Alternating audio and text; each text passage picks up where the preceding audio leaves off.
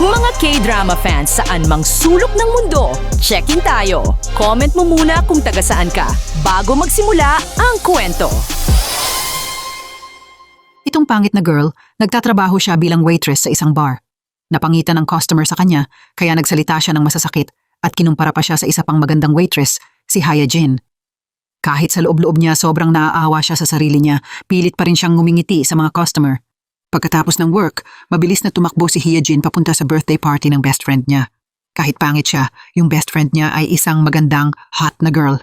Kahit magkaiba sila ng beauty, sobrang okay pa rin ang friendship nila. Habang nasa party, malas na nadulas yung best friend niya at nahulog sa swimming pool. Yung mga young men sa tabi, hindi natakot sa malamig na tubig, agad tumalon sa pool at sinubukang lumangoy ng sobrang bilis para iligtas itong magandang girl. Kasabay nun, nagkagulo ang lahat at aksidenteng natulak si Hya Jin papunta sa tubig.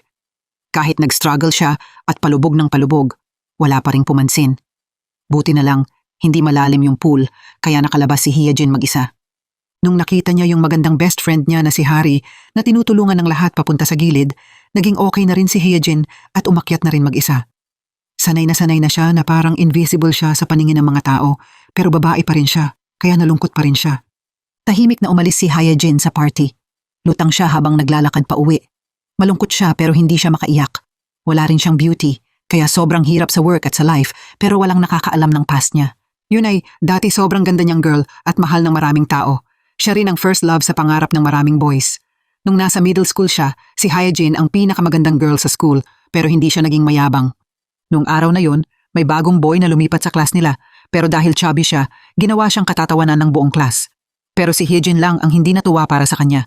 Pag-uwi niya, binubuli pa rin siya ng mga kaklase. Siya yung lumapit para habulin yung mga bad friends at i-comfort si Sungjun. May obsession yung kawawang boy sa ulan kasi namatay yung mom niya nung umuulan kaya pag nakakita siya ng ulan, nagpapanik siya at paulit-ulit niyang tinatawag yung nanay niya. Hindi natakot si Hya Jin. Lumapit pa siya kay Sungjun para tanungin siya. Ginamit niya yung shirt niya para takpan siya sa ulan. Nilagyan niya rin ng headphones yung ears niya. Unti-unting kumalma yung boy at tumingin sa mabait na friend na to.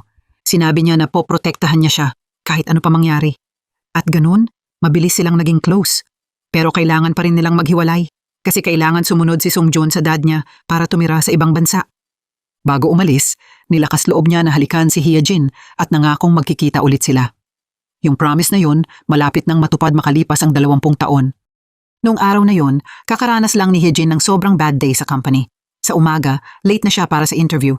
Pagpasok niya sa elevator, nagkaroon ng awkward na situation.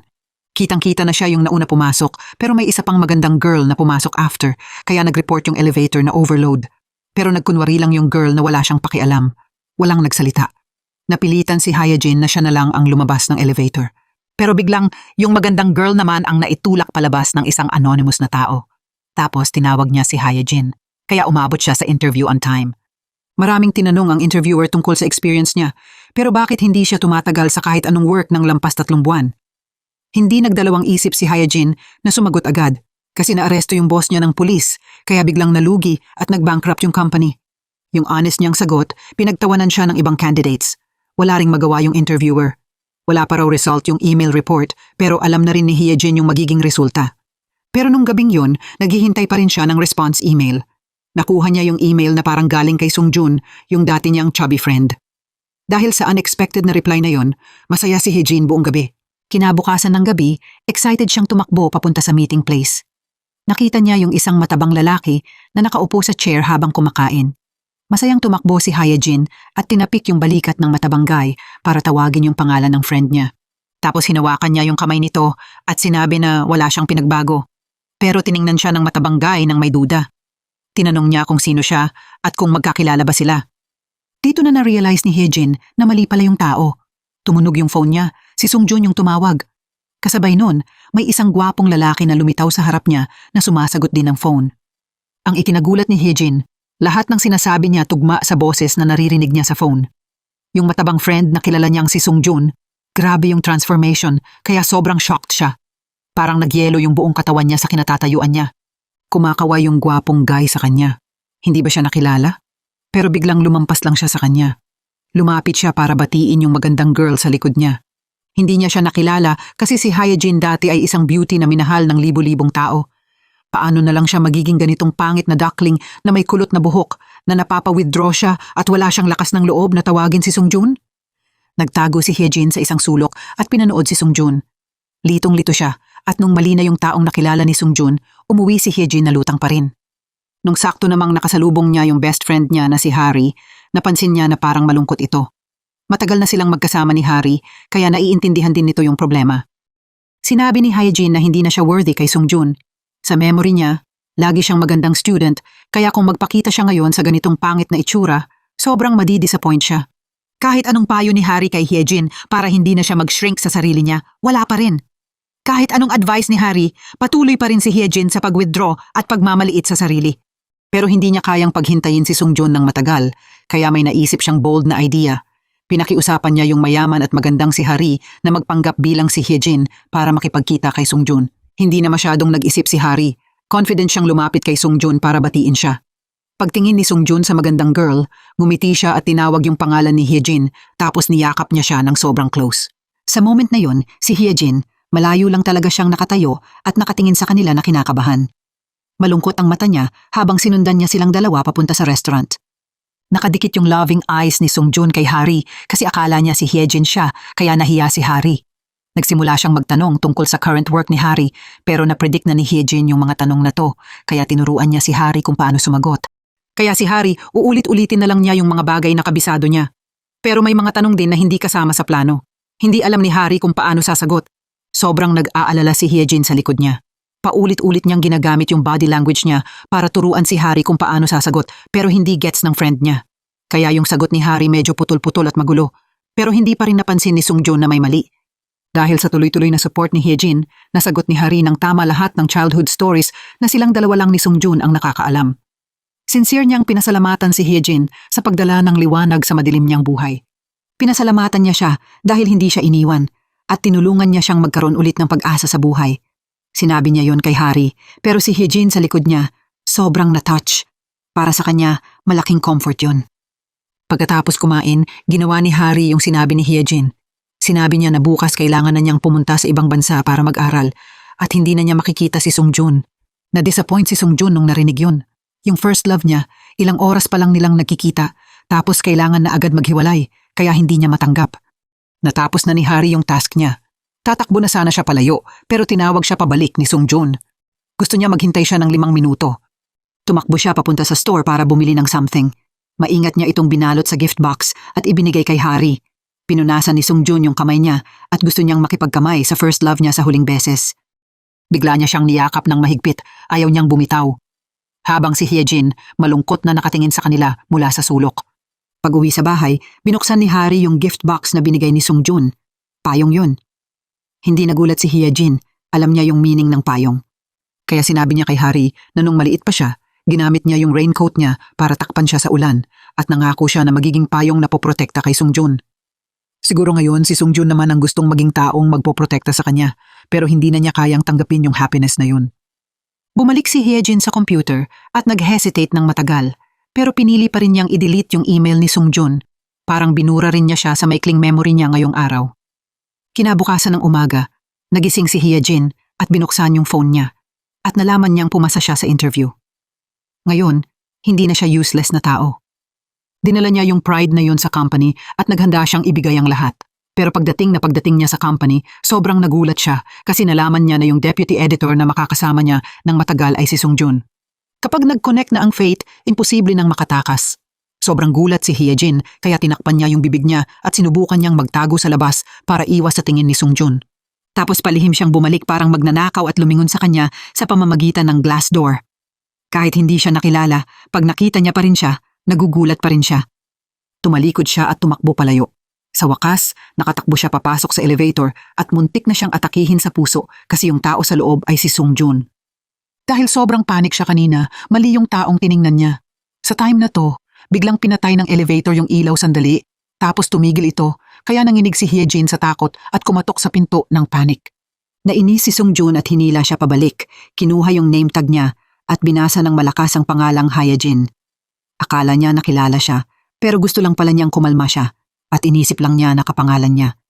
Humarap sa first love niya dati, pinigilan ni Hyejin yung labi niya ng mahigpit. Sumiksik siya sa sulok na parang dumikit na siya sa pader. Walang maintindihan si Sungjun. Akala niya may mental problem yung employee niya. Sinubukan ni Hyejin na huwag siyang mag-focus sa kanya. Pati paghinga niya, pinigilan niya, pero habang lalo niyang ginagawa yon, lalo ring natatakot si Sungjun. Sa sobrang tagal niyang hindi humihinga, muntik nang mahimatay si Hyejin, kaya umupo siya sa sahig habang hingal na hingal. Kaya inakala ni Sungjun na may symptoms siya ng takot sa dilim, kaya ginawa niya yung ginawa ni Hyejin noong bata pa sila. Yun ay, binigyan niya siya ng headphones para makinig. Umaasang makakatulong yun para kumalma yung mood niya. May excitement na biglang umangat sa puso ni Hyejin. Gusto niyang sabihin kay Sungjun na siya yung taong nagpatugtog ng kantang to para i-comfort siya. Yung first love na hinahangad niya, nasa harap niya lang pero hindi niya kinaya. Huminto yung music at bumukas yung elevator. Lumabas lang si Sungjun nang walang hesitation at si Hyejin hindi pa rin makalma. Nagsimula na ang first job ni Hyejin sa isang fashion magazine. Kailangan nilang mag-work together ni Sungjun pero pag work na, hindi siya makakaiwas.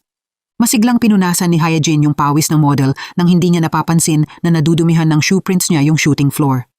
Nung malakas na siyang sinigawan ni Sungjun, saka lang na-realize ni Hyejin at tuloy-tuloy siyang humingi ng sorry. Tiningnan siya ni Sungjun nang may pangmamaliit. Hindi siya nagdalawang isip magsabi ng masasamang comments tungkol sa unprofessional niyang work style kaya nainis si Hyejin. Yuko na lang si Hyejin at nanahimik. Sa moment na yun gusto na lang tumakbo ni Hyejin palayo. Buti na lang dumating yung editor-in-chief at napatingin ang lahat sa babaeng to. Akala nila tapos na yung malas ni Hyejin ngayon. Pero nakita siya ng editor-in-chief na naglilinis at tinawag si Hyejin. Pinuna ng editor-in-chief yung kulot niyang buhok, parang feather duster daw at walang aesthetic. Maingat na inexplain ni Hyejin na natural na kulot yung buhok niya, hindi siya nagpa-perm intentionally. Narinig yun ni Sungjun at nagsimulang mag-pay attention sa usapan kasi kulot din yung buhok ng first love niya. Na-discover niya yung secret na yun noon sa isang maulang araw. Sinabi ni Hyejin na kailangan lang niyang mabasa, babalik na kulot ulit yung buhok niya, kaya hate din niya ang ulan tulad ni Sungjun. Balik sa present, kahit sinabi ni Hyejin yung situation niya sa babaeng to, tuloy-tuloy pa rin yung pang-critic ng editor-in-chief sa kanya. Sinabi pa na sobrang luma na yung suot ni Hyejin, kaya yuko na lang siya at nanahimik. Nagtatrabaho siya sa fashion magazine pero wala siyang beauty, kaya si Hyejin, heavy work lang ang kaya niyang gawin. Sa dulo ng araw na puro insulto ang natanggap niya, sa kotse, naglabas ng sama ng loob si Hyejin kay Hari tungkol sa araw niya. Pag iniisip lang niya, parang hirap na siyang huminga. Nung itinaas niya yung mukha niya para makahinga ng konti, dumaan yung kotse ni Sungjun. Pero may ibang taong nakialam. Umuwi si Sungjun sa malaking pero walang laman na bahay. Dahil na-miss niya si Hyejin, sinulatan niya siya, kaya natakot si Hyejin at humingi ng tulong kay Hari. Agad nag-send si Hari kay Sungjun ng photo na kinunan niya sa Europe. Sinabi niya na masaya siya sa paglabas-labas niya. Pagbasa niya ng message, ngumiti rin siya ng masaya para sa first love niya. Gentle at warm siya, pero pagbalik niya sa company bilang deputy editor, sobrang hirap niya ka-work. Pinipilit niya yung mga staff niya na mabilis mag-isip ng decoration ideas para sa ika-20 anibersaryo ng company. Gumamit pa siya ng mini hourglass para limitahan yung oras ng sagot ng bawat tao. Kahit ano pang sabihin ng lahat, hindi siya satisfied. Walang idea ang mga employee na nakakapag-convince sa kanya. Bawat salitang tuloy-tuloy niyang binabato, sobrang bigat ng pressure sa mga employee. Isang tapak lang ni Sungjun, pero nagugulat na sila, lalo na si Hyejin, na hindi niya na nga namalayan kung kailan siya tinawag para magsalita. Nung nagsalita siya, nauutal siya at nasasayang yung oras, kaya pinalabas siya ni Sungjun. Dahil sa mga sermon niya, malungkot siya buong araw. Tinitingnan niya lang siya, iniisip kung pangit ba siya, kaya wala siyang pakialam sa kanya. Habang nasa meeting, pinupunit ni Sungjun yung mga magazine ng employees na pinaghandaan nila, kaya sobrang dissatisfied sila. Taong galing US daw na hindi naiintindihan yung Korean style. Tapos siya pa yung nang-judge, pero pag out niya, siya mismo naglabas ng card niya sa harap ng staff. Sinabi niya, mag-enjoy sila at maglaro kung gaano nila gusto, sagot niya lahat. Siyempre, naging happy sila. Actually, hindi naman dahil arrogant si Sungjun at minamaliit ang staff, kundi dahil yung The Most magazine sa Korea malapit ng isara. Ayon sa instruction ng The Most headquarters sa US. Kaya siya pumunta dito para iligtas yung branch na to. Kailangan lang umangat yung branch sa top position sa loob ng isang buwan para bawiin ng headquarters yung desisyon nila. Kaya kailangan niyang mag-pressure para lumabas yung potential ng mga editor dito. Isang araw, si Hyejin gumagawa pa rin ng chores sa company tulad ng normal. Aksidente niyang nabangga yung evil boss at napunta siya sa braso ni Sungjun kaya bumilis tibok ng puso niya.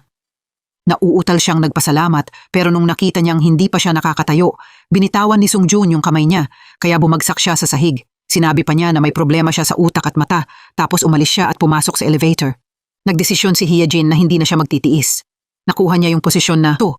Dahil pumasa siya sa interview gamit ang sarili niyang galing. Lahat nagkakamali sa trabaho, pero bakit sobrang minamaliit siya? Si Sungjun, ganun pa rin yung arrogant attitude niya, kinriticize si Hyejin na amateur at nauutal magsalita. Yung ability at experience niya, pati work style, hindi raw bagay sa pangalang Hyejin. Yun pala, pinapansin lang niya siya dahil kapangalan niya yung noble first love niya. Sobrang nagalit si Hyejin. Hindi niya siya nakilala tapos ang lakas pa niyang mangmaliit. Kung ganon, hindi siya aalis sa company. Kailangan niyang nasa tabi niya araw-araw para mabaliw siya. Kinabukasan, pumasok si Hyejin sa company nang walang takot at naglakas loob siyang i-criticize yung boss niya kasama ang mga colleagues. Sabi niya, hindi naman siya gwapo, weird yung personality, laging nakasimangot. Kaya hindi totoo na wala siyang friends, parang nagkakamot lang ng kati. Tuloy-tuloy pa rin si Hyejin sa panlalait. Hindi niya napansin na nasa likod na niya si Sungjun. Nung lumingon siya at nakita niya yung mukha nito, napasigaw siya ng malakas. Yung mga colleagues na kausap niya, biglang nagkunwaring wala silang nakita at umiwas sa kanya. Iniwan nila si Hyejin mag-isa kasama ang demonyo na si Sungjun. Wala siyang pake. Hinila niya yung documents mula sa ilalim ng puwetan niya, hinipan yung alikabok, tapos umalis siya. Ngayong araw, may business talk siya kasama ang partner niya sa isang high-end hotel. Nung aksidente niyang nalaman na nagwo-work din doon si Hari, hinawakan niya yung kamay niya at tinanong kung bakit hindi pa siya nag-aral sa abroad. Mabilis na niyakap ni Hari si Sungjun para maitapon niya yung name tag niya, pero pinulot yun ng colleague niya. Tinawag siya ng guy na, "To." At direktor pala siya, kaya hindi na siya makapagsinungaling kay Sungjun. Sinabi ni Hari na totoo na nag-travel siya sa Europe, pero bigla siyang nakakuha ng magandang trabaho sa hotel na to, kaya nag-stay siya sa Korea para gawin yun at wala siyang time para sabihin kay Sungjun. Buti na lang, wala siyang duda at masaya pa siya kasi regular na niyang makikita si Hyejin. Kinabahan si Hari. Pagkaalis niya, tinawagan niya si Hyejin para humingi ng tulong, pero yung sumagot ng phone ay yung colleague niya na si Shin Hyuk. Pag-uwi niya, hindi na mapakali si Hari na sabihin kay Hyejin na nabuking na yung kasinungalingan niya tungkol sa pag-aaral abroad. Pero si Hyejin, nanumpa rin na mula ngayon, puputulin na niya ang ugnayan niya sa masamang Sungjun. Pinagbawalan din niya si Hari, nabanggitin pa yung pangalan niya sa harap niya, kaya hindi na rin naglakas loob si Hari na ikwento yung nangyari sa hotel. Natakot si Hari na magalit si Hyejin, kaya nagdesisyon siyang siya na lang ang mag-ayos ng problemang to mag-isa. Kinabukasan ng umaga, sinimulan ni Sungjun ang araw niya. Sobrang tutok siya sa trabaho to the point na napagkamalan niyang kape yung tubig sa vase. Pagdating niya sa stoplight, bigla niyang narinig ang isang taong nagsabi, "Green light, tara na." At nagulat siya kasi pamilyar yon, laging sinasabi ni Hyejin yon noong bata pa sila. Totoo nga na si Hyejin yon kasi dumadaan din siya sa kalsadang yon pero hindi sila nagkakilala sa isa't isa. Akala ni Sungjun si Hari yung nandun din kaya tinawagan niya para tanungin pero hindi pala. Pagdating niya sa kumpanya, tuloy-tuloy siyang nag-uutos sa mga tao niya na mag-meeting para pag-usapan yung bagong idea. Pero kahit ano pa sabihin nila, ayaw niyang i-approve. Hanggang sa sinabihan ng team leader si Hyejin na buksan yung projector para sa presentation, pero dahil sobrang kinakabahan siya, yung LED light ang nahawakan niya at itinapat niya diretso sa mukha ni Sungjun. Yung isa pa, binuksan niya rin yung sobrang liwanag na ilaw na tumama ulit sa mukha niya, kaya hindi napigilan ng mga kasama nila na tumawa. Pero buti na lang, na-on pa rin niya yung projector. Pagkatapos ng meeting, napansin ni Shin Hyuk na sobrang takot si Hyejin sa deputy editor, kaya naiwan siya at tinuruan pa siya. Pero lalo lang tuloy siyang tumatakbo palayo, kaya naisip niya na ang cute niya talaga. Nung pinapadala ni Sungjun kay Hyejin yung report ng meeting ngayon, napanik siya at humingi ng tulong sa ibang colleagues. Pinakiusapan niya silang ipaliwanag sa kanya yung mga specialized terms, pero lahat sila busy. Kaya napilitan siyang magdala ng report na maraming mali, kaya napagalitan siya ni Sungjun. Kinritik niya siya na mahina raw ang understanding niya. Siguradong dumaan daw siya sa backdoor para makuha yung trabaho. Sobrang nasaktan si Hyejin sa sinabi niya. Ipinaliwanag niya na naipasa niya yung position ng branch aid manager pero pinadala lang siya ng team leader sa magazine room para magtrabaho. Sobrang sinisikap niyang matutunan yung fashion terms at hindi siya dumadaan sa backdoor. Pero wala lang kay Sungjun. Gusto lang niya makatrabaho yung mga professional, kaya kung magpapatuloy si Hyejin ng ganun, tatanggalin niya siya. Itinapon niya mismo sa sahig yung mga report niya at pinalayas siya. Nagmurmur pa siya, "Sino ba nagpasok ng ganitong klaseng tao dito?" Naawa si Hyejin sa sarili niya at napilitan siyang pumunta sa warehouse para mag-ayos ng mga gamit kasama si Mina. Pero hindi niya alam yung pangalan ng mga cosmetics. Nakasalubong pa niya si Sungjun para mag-check ng outfit tapos bumalik siya sa offices. Niloko siya ni Shin Hyuk kaya nauntog siya sa isang noodle package. Binubuli siya ng lahat dito. Bumalik si Hyejin sa aid management room at gusto niyang manatili na lang dito. At least dito, pwede siyang maglinis ng bahay at magbuhos ng tsaa, kahit ano, basta hindi siya minamaliit. Pero sa huli, pinadala pa rin siya ng manager sa fashion team para magtrabaho. Hindi pa nagtagal pagbalik niya, hinila na naman si Hyejin palayo. Tapos, nakita na lang siyang yakap-yakap yung sandamakmak na gamit at tuloy-tuloy sa errands, parang umiikot na pinwheel buong araw. Hanggang gabi na, nung uwian na antok siya sa bus dahil sobrang pagod. Pero nung may matatanda, siya pa rin yung nag-volunteer na ibigay yung upuan niya para sa matandang babae. Umuwi si Hyejin at nagreklamo sa best friend niya. Akala niya mako-comfort siya, pero si Hari pa yung nagsabi sa kanya. Pagkagising niya, sinabi niya na specialized terminology yon, kaya iba-iba bawat industry. Hindi pwedeng ihalo sa normal na buhay. Kaya sinabi ni Hari na sa fashion world, kailangan niyang matuto mag-isa. Una, normal lang daw na pagalitan ng superiors ang subordinates. Lagi raw niyang sinasabi na I'm trying o kaya sinusubukan lang niyang i-please si Sungjun. Mula nung dumating siya, nagbasa ba siya ng kahit anong magazine sa fashion team o puro siya tanong sa iba kung ano to at ano yan. Hindi siya proactive na i-develop yung sarili niya, pero lagi siyang nagsisisi sa iba na pinapahirapan siya at hindi siya tinutulungan. Dahil sa mga salitang yon, hindi nakatulog si Hyejin buong gabi. Tapos na-realize niya na mali siya. Gabi ring yon, siya na mismo ang nagpunta sa fashion bookshelf ni Hari. Naghahanap siya ng magazine na may notes. Hindi niya in-expect, pero alam ni Hari na hahanapin ni Hyejin yung lugar na yon at babasahin niya, kaya nag-iwan siya ng note para i-cheer up yung kaibigan niya. Nangako si Hari na tutulungan niyang i-develop si Hyejin, kaya nagsimula na si Hyejin sa journey niya ng pag-aaral tungkol sa fashion. Papunta sa work, nagre-research siya. Pag-uwi sa gabi, mas nag-aaral pa siya ng outfit coordination knowledge ni Hari. Inaral niya yung cosmetics at nag-practice din siya tumingin ng damit para hulaan yung brand names at combinations ng mga dumadaan. Dahil dito, natuto siya ng fashion knowledge at sobrang gumanda yung performance ni Hyejin. Mas naging confident din siya sa trabaho at napuri pa siya ng maselan na editor-in-chief. Naiintindihan na niya yung mahihirap na terms sa meeting. At yung report na sinubmit niya kay Sungjun, mas perfect na rin. Pero clumsy pa rin si Hyejin sa kamay at paa niya. Si Shin-hyuk, after work, pilit pa rin niyang ipinipilit na ilibre siya ni Hyejin ng spicy rice cakes. Hindi gets ni Hyejin kung bakit ang dikit-dikit ng taong to sa kanya, pero sa huli, wala rin siyang choice. Habang kumakain, sinadya ni Shin-hyuk na magpanik at matapon yung sauce sa kanya at kay Hyejin.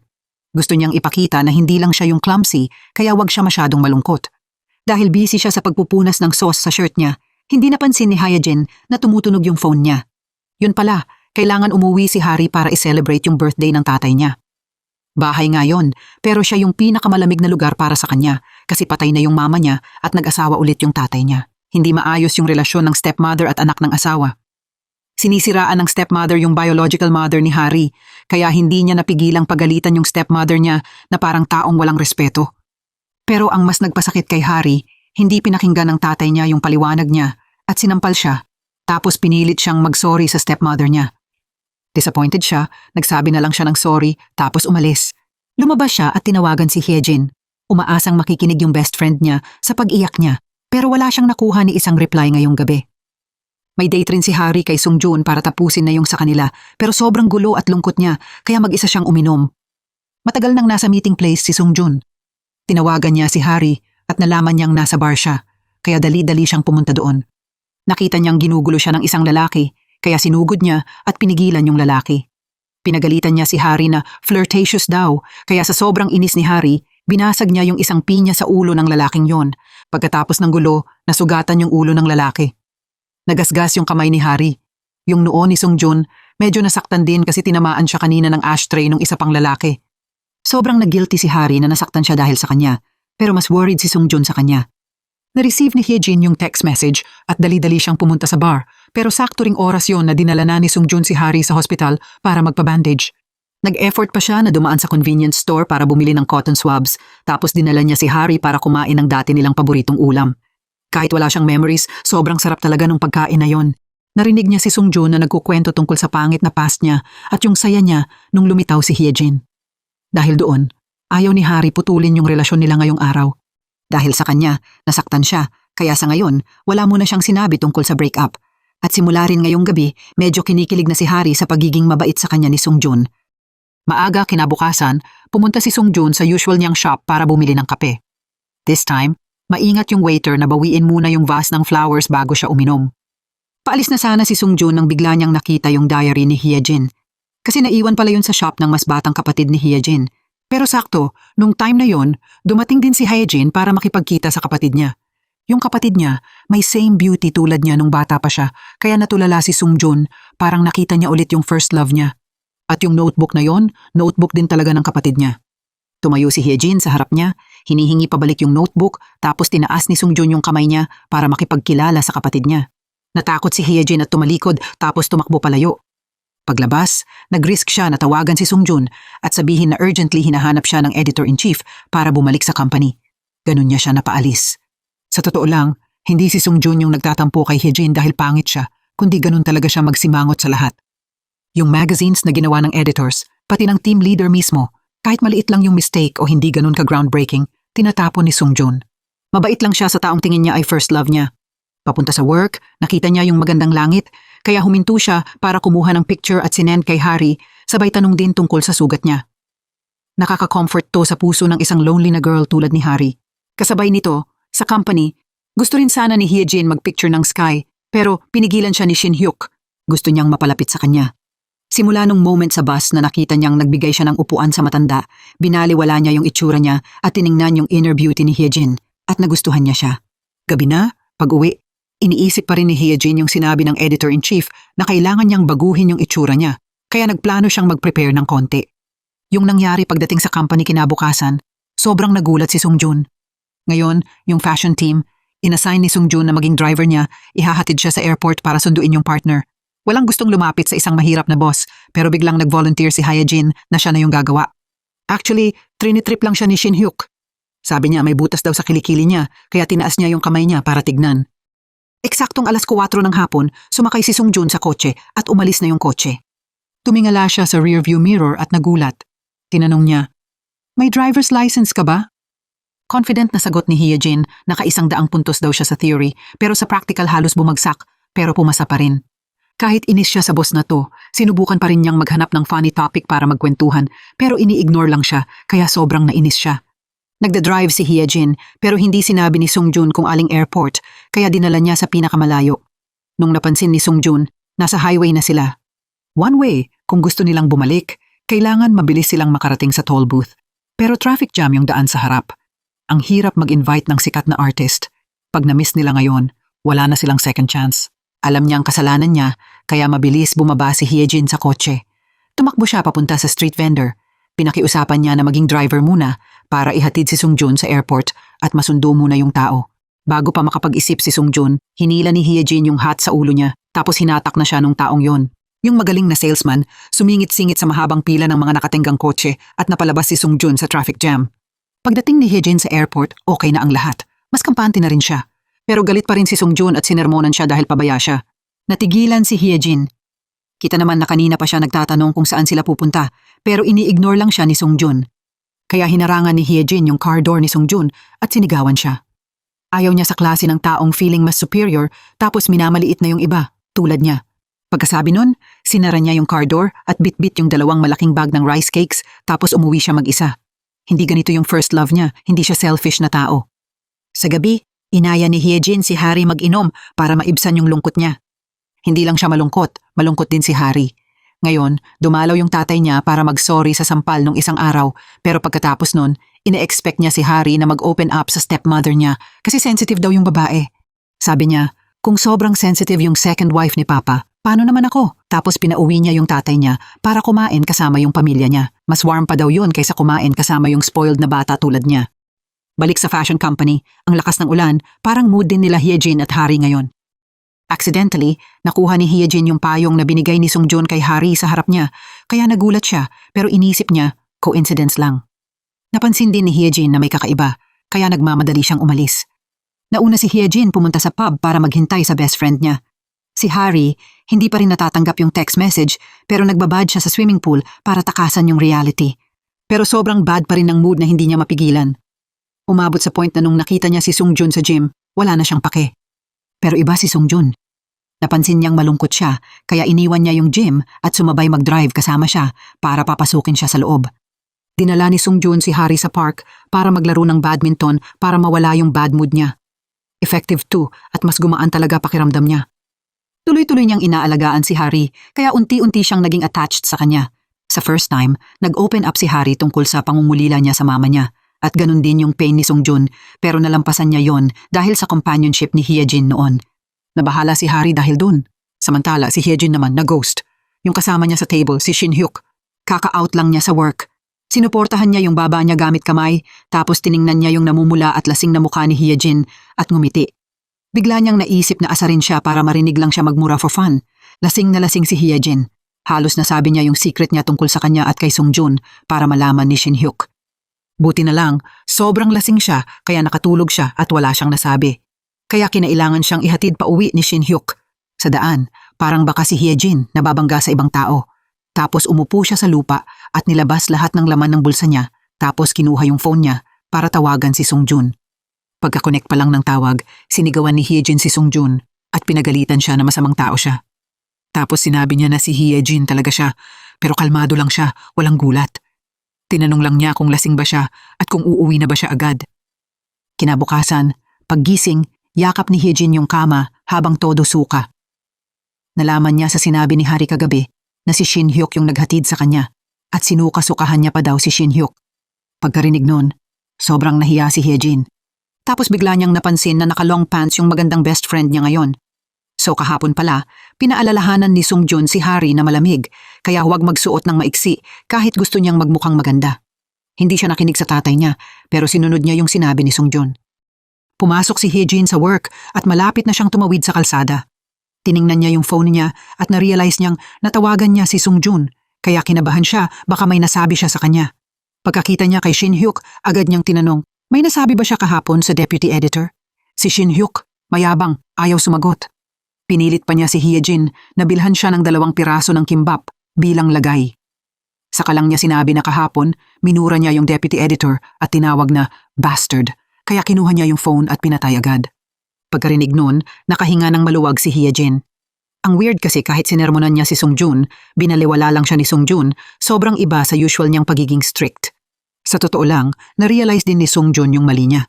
Kahapon, habang nagkakape siya, narinig niya yung reklamo ng waiter at naisip niya na pag sobrang focused siya, hindi niya naririnig yung sinasabi ng iba.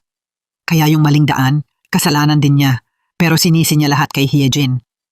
Ngayong araw yung editor-in-chief para i-celebrate yung collaboration nila sa isang sikat na artist, nag-thank you kay Songjun at nagpa-party, pinasali lahat ng employees. Ayaw uminom ni Songjun pero pinilit siya ng editor-in-chief. Sa pagitan ng iinom siya o makikipagtalo pa sa editor-in-chief, agad niyang kinuha yung baso ng wine at inubos isang lagukan. Sobrang kalmado pa rin ng mukha niya, tapos tumayo siya para umalis. Pero nung lumabas sina Hyejin at Shin Hyuk, nakita nila si Songjun na nakahandusay sa sahig. Yung 2 mababait na tao, dinala si Songjun pabalik sa hotel niya. Nauhaw si Shin Hyuk, kaya pinilit niya si Hyejin na kumuha ng tubig sa ref ni Songjun. Doon niya nakita na puro mineral water yung laman. Nag-worry siya kay Songjun kasi para pumayat, tubig lang yung iniinom niya. Habang nag-iisip, na-realize ni Hyejin na naiwan niya yung phone niya sa room ni Songjun. Andun lahat ng photos nila ni Harry, kaya pinag-isipan niya ng todo yung password para mabuksan yung pinto, pero palpak lahat. Sa huli, dahil sa lumang diary nila ni Songjun, nahanap niya yung password para mabuksan yung pinto. Tahimik na pumasok si Hyejin sa room. Buti na lang tulog pa siya, kaya nakuha niya ulit yung phone niya. Samantala sa hotel na minamanage ni Harry, may guest na nag-rent ng VIP room. Pinakiusap niya na itago muna yung music player, pero hindi na niya binalikan. Dahil VIP guest, si Harry mismo yung nagdala ng player para ibalik. Sa hallway, may nakita siyang lalaking gusgusin yung suot, kaya hinila niya palabas. Yun pala VIP guest. Mas nakakagulat, si Shin Hyuk pala yun, yung tycoon boy na nagtatrabaho dahil passion ayon sa legend. Balik kay Hyejin, hindi pa siya umalis agad kasi busy siyang tinitingnan yung puzzle na kulang ng 1 piraso. Beautiful memory yun na binuo nila ni Songjun nung mga bata pa sila. Nung hahawakan na sana ni Hyejin, gising na pala si Songjun at bigla siyang lumitaw sa likod niya. Nagulat siya ng sobra kaya natumba niya yung puzzle sa glass na lalagyan.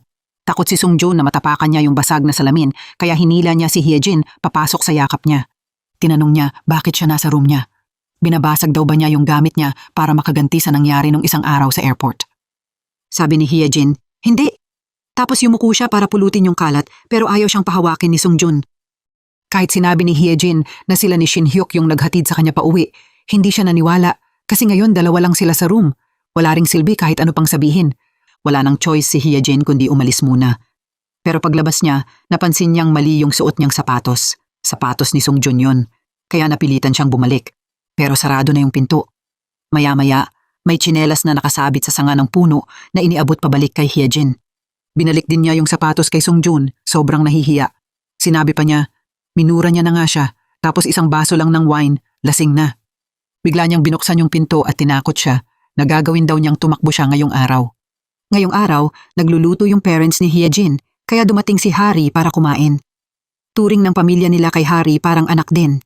Pagkatapos kumain, pumunta si Hyejin sa room niya para maghanap ulit. Habang tinitingnan niya yung old things niya, nakita niya bigla yung nawawalang puzzle piece sa isang children's book na siya mismo yung sumulat. Bumalik yung memories ng kabataan. Si Sung Jun mismo yung nagbigay sa kanya ng umbrella-shaped na puzzle piece. Nangako siya na pagbalik niya, magiging payong siya na magpoprotect kay Hyejin. Pero ngayon, yung isa, hindi naglalakas loob sabihin. Yung isa, hindi naman nakilala. Pauwi, may tumawag kay Hyejin na colleague. Pinapapunta siya sa office para tapusin yung report ng colleague na, yon kasi busy daw sa beauty routine. Pumayag si Hyejin, kaya gusto na tuloy siya batukan ni Harry. Pagkatapos ni Hyejin matapos yung work niya, na-curious siya, kaya pumunta siya sa office ni Sung Jun. Tapos accidentally nabali niya yung braso ng mannequin. Hindi niya in-expect na papasok pa si Sung Jun ng ganun ka-late, kaya natakot si Hyejin at nagtago sa closet. Doon niya nalaman na yung The Most Korean Magazine malapit nang ma-discontinue. Kung hindi magiging super effective ngayon, naiintindihan na niya kung bakit laging pin-pressure ni Sung Jun yung lahat. Sobrang careful niya, pero nahuli pa rin siya. Nangako siyang hindi magsasalita, kaya pinakawalan na lang siya ni Sung Jun.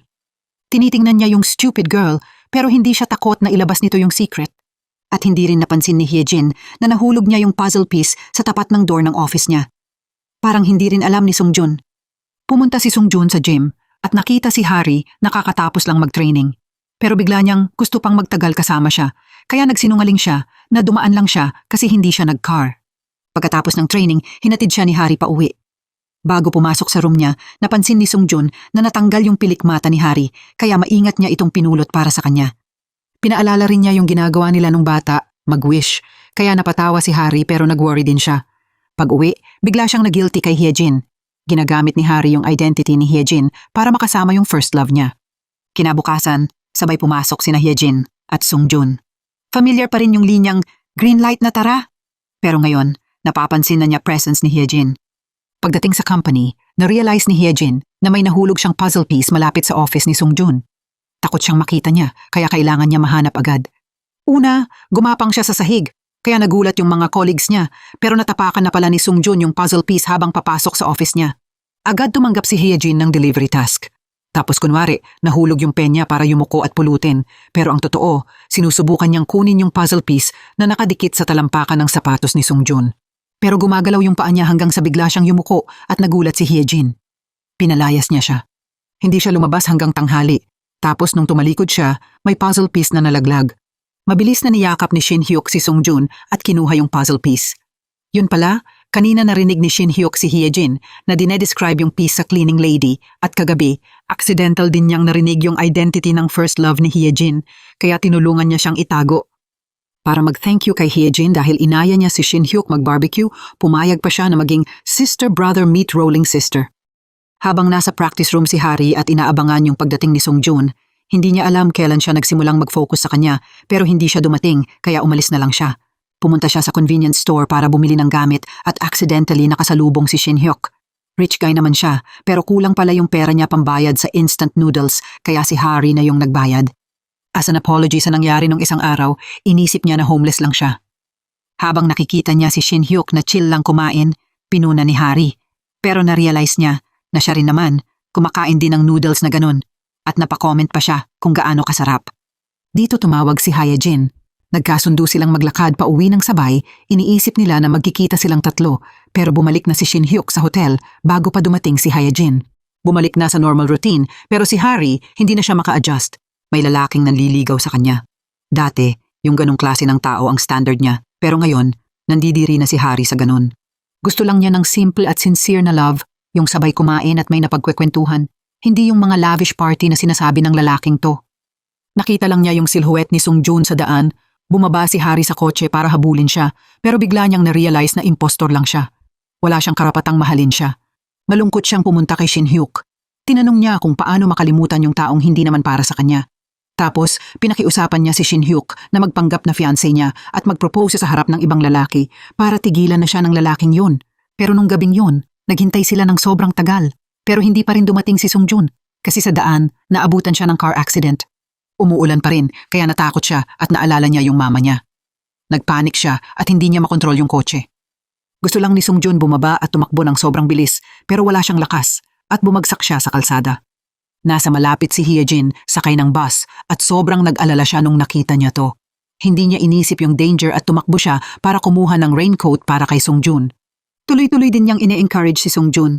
Tinitigan niya yung pangit na girl sa harap niya tapos parang sobrang real ulit yung image ng first love niya. Dinala niya si Sung Jun sa bus stop sa gilid ng kalsada. Paulit-ulit siyang pinapaalis ni Sung Jun pero kailangan muna niyang tumawag ng taxi para maihatid siya pauwi bago siya makaalis ng kampante. Tinawagan ni Hari si Sung Jun at nalaman niyang unconscious pala siya sa taxi. Mabilis siyang nag-explain kay Shin Hyuk tapos umalis agad. Si Hari, gaya ng naaalala niya, pumunta at kumatok sa pinto ni Sung Jun. Mahina niyang binuksan yung pinto at bumagsak siya sa yakap niya. Si Hari, rich lady na laging sinusunod-sunod ng iba, pero para sa taong mahal niya, nagluluto siya ng lugaw. Clumsy pa rin siya. Mas alert si Sung Jun ngayon. Lumapit siya at tinanong si Hari kung dumalaw ba siya kasi may kailangan siya. Bigla ayaw na niyang magpaalam. Ginamit niya na dahilan yung pagbabalik ng shirt niya. Natapos niya lutuin yung lugaw pero nakatulog si Sung Jun. Kasabay nito, tumatawag din si Hyejin kay Shin Hyuk para humingi ng tulong. Pinakiusapan niya na dalhin yung lugaw kay Sung Jun para sa kanya. Kapag pumayag, tatanggapin daw ni Hyejin yung 3 request ni Shin Hyuk kahit ano pa yun. Dahil may benefit yung deal, agad pumayag si Shin Hyuk. Dinala niya yung lugaw sa hotel ni Sung Jun. Pero na-misunderstand siya ng guard, akala escort boy siya. Pagdating niya sa pinto, naabutan niya si Hari. Sabi ni Hari, may sakit lang yung friend niya, kaya umalis na siya. Hindi masyadong nag-isip si Shin Hyuk. Pumasok siya sa room ni Sung Jun gamit yung room card nung isang araw, tapos nakita niya yung isang garapon na puno ng puzzle pieces. Doon niya naintindihan yung problema.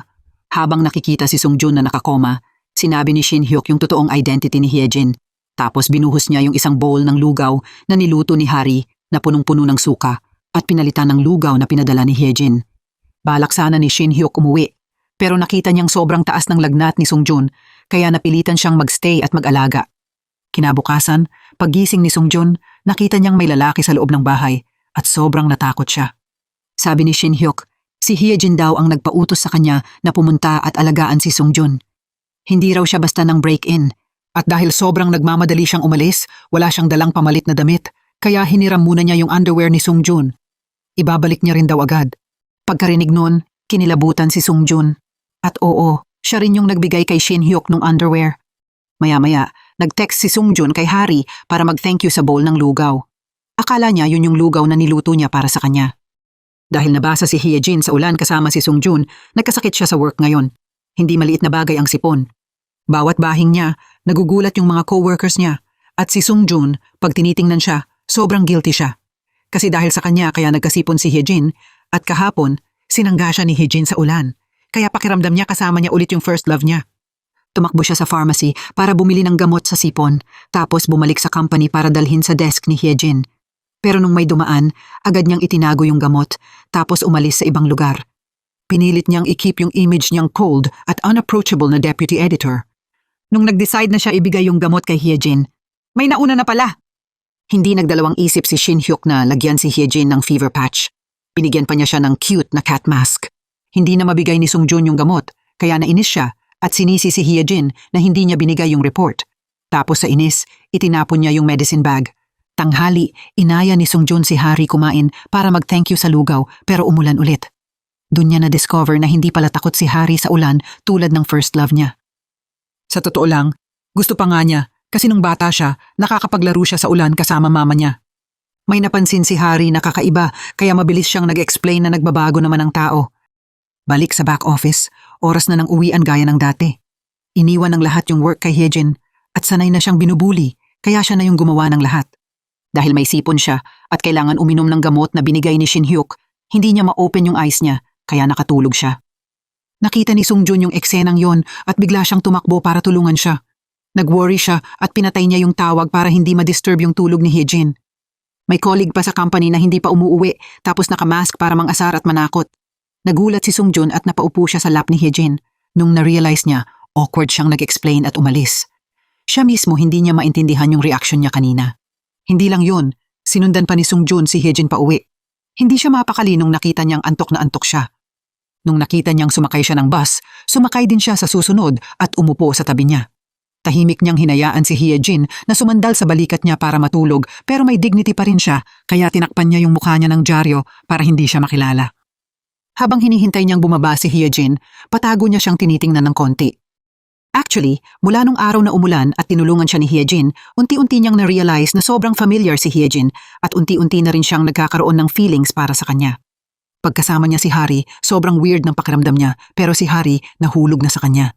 Gabi na, narinig niya si Hyejin na sabi kung hindi aakyat sa top position ang The Most Korea magazine sa loob ng 2 buwan, madi-dissolve yung magazine team.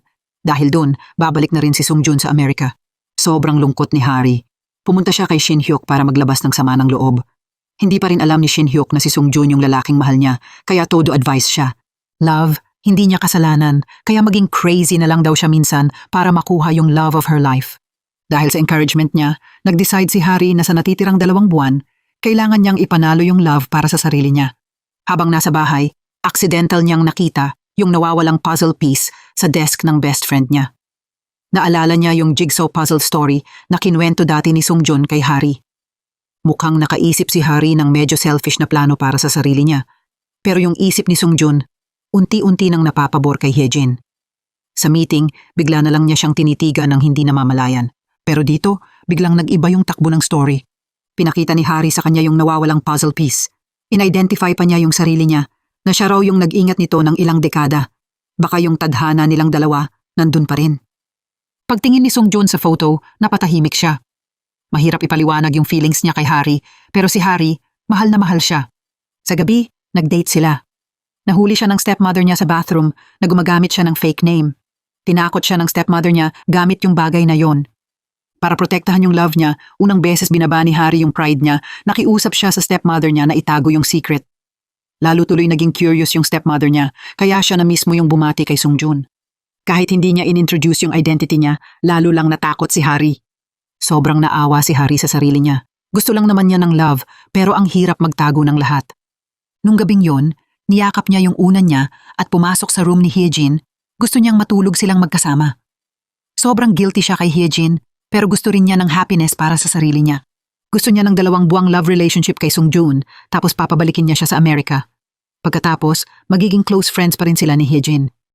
Sa puso ni Sungjun ngayon parang may butas, parang collage na kulang-kulang, pero iniisip niya na weird lang yung nararamdaman niya kay Hyejin at si Hari yung first love niya. Itinapon niya yung sibuyas sa basurahan. Kinabukasan, pagpasok niya sa work, bumalik siya sa cold niyang pakikitungo sa lahat. Ngayong araw may business trip yung magazine nila, pero biglang naging busy si Juyang kaya inassign niya yung job kay Hyejin. Akala ni Han Seol, rich young man si Junwoo, kaya nilapitan niya. Isinakay niya muna si Junwoo sa sarili niyang kotse, kaya napilitan si Hyejin na makishare ng kotse kay Sungjun. Sinubukan ni Hyejin makipag-usap kay Sungjun, pero sobrang cold ng mukha niya. Galit pa yung boses niya, sinabihan siyang tumahimik at umupo ng maayos. Kaya napaatras si Hyejin, parang nahiya. Pagdating nila, busy yung dalawa, kaya si Sungjun at si Hyejin lang yung magkasama sa business trip. Pagpunta sa restaurant, nag-order si Sungjun ng 2 pinakamahal na meal. Sinubukan siyang paalalahanan ni Hyejin na mahal ang bigas, pero tuloy pa rin yung pagkakontempt niya. Sabi niya, manahimik na lang siya at kumain, kasi siya naman ang magbabayad. Hindi niya alam na iwan pala yung wallet niya sa company. Chill pa siyang nagsuot ng bikini-shaped na apron na binigay ng owner, kaya pigil tawa si Hyejin. Habang kumakain, nung magbabayad na, doon niya na-realize na nakalimutan niya yung wallet niya. Kanina, tinaasan niya ng boses si Hyejin. Ngayon, kailangan niyang manghiram ng pera sa kanya, pero mahirap si Hyejin. Ilang beses na sinwipe ng landlady yung card niya, pero kulang pa rin ng 40,000 won na pambayad sa karne. Ginamit ni Sungjun yung high-end silk scarf niya bilang collateral. Pero walang pake yung owner kung French o American collection pa yan.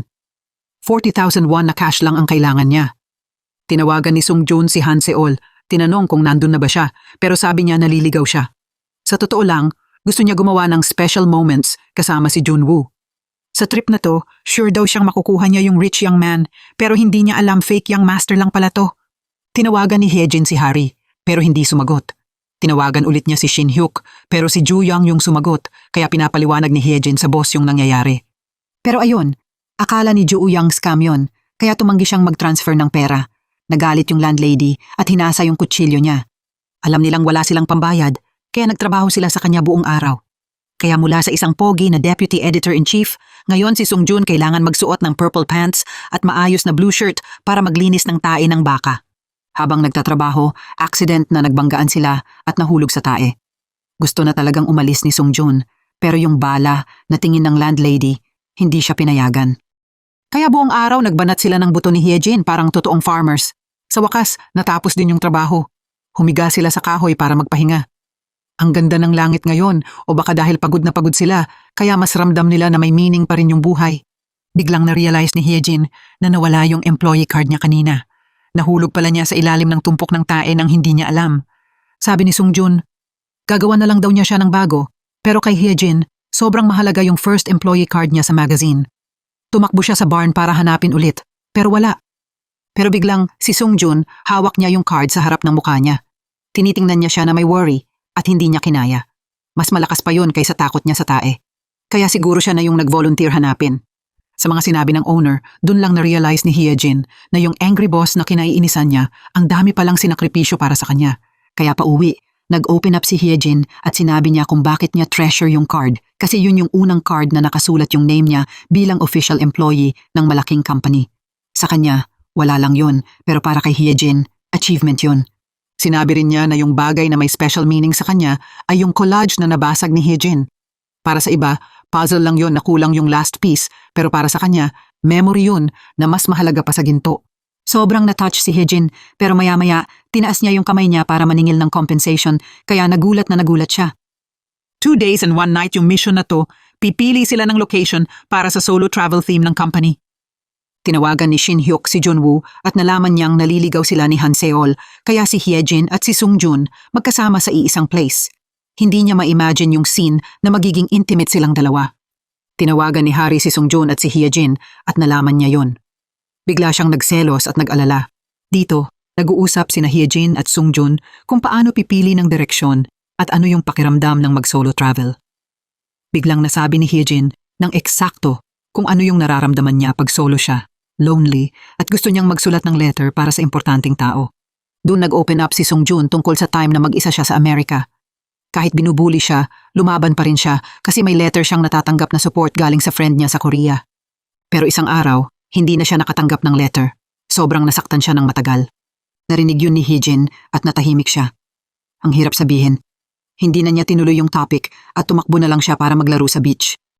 Halata na gustong picturean ni Sung Joon si Hyejin. Pero nung nahuli siya, nahihiya siyang tumalikod.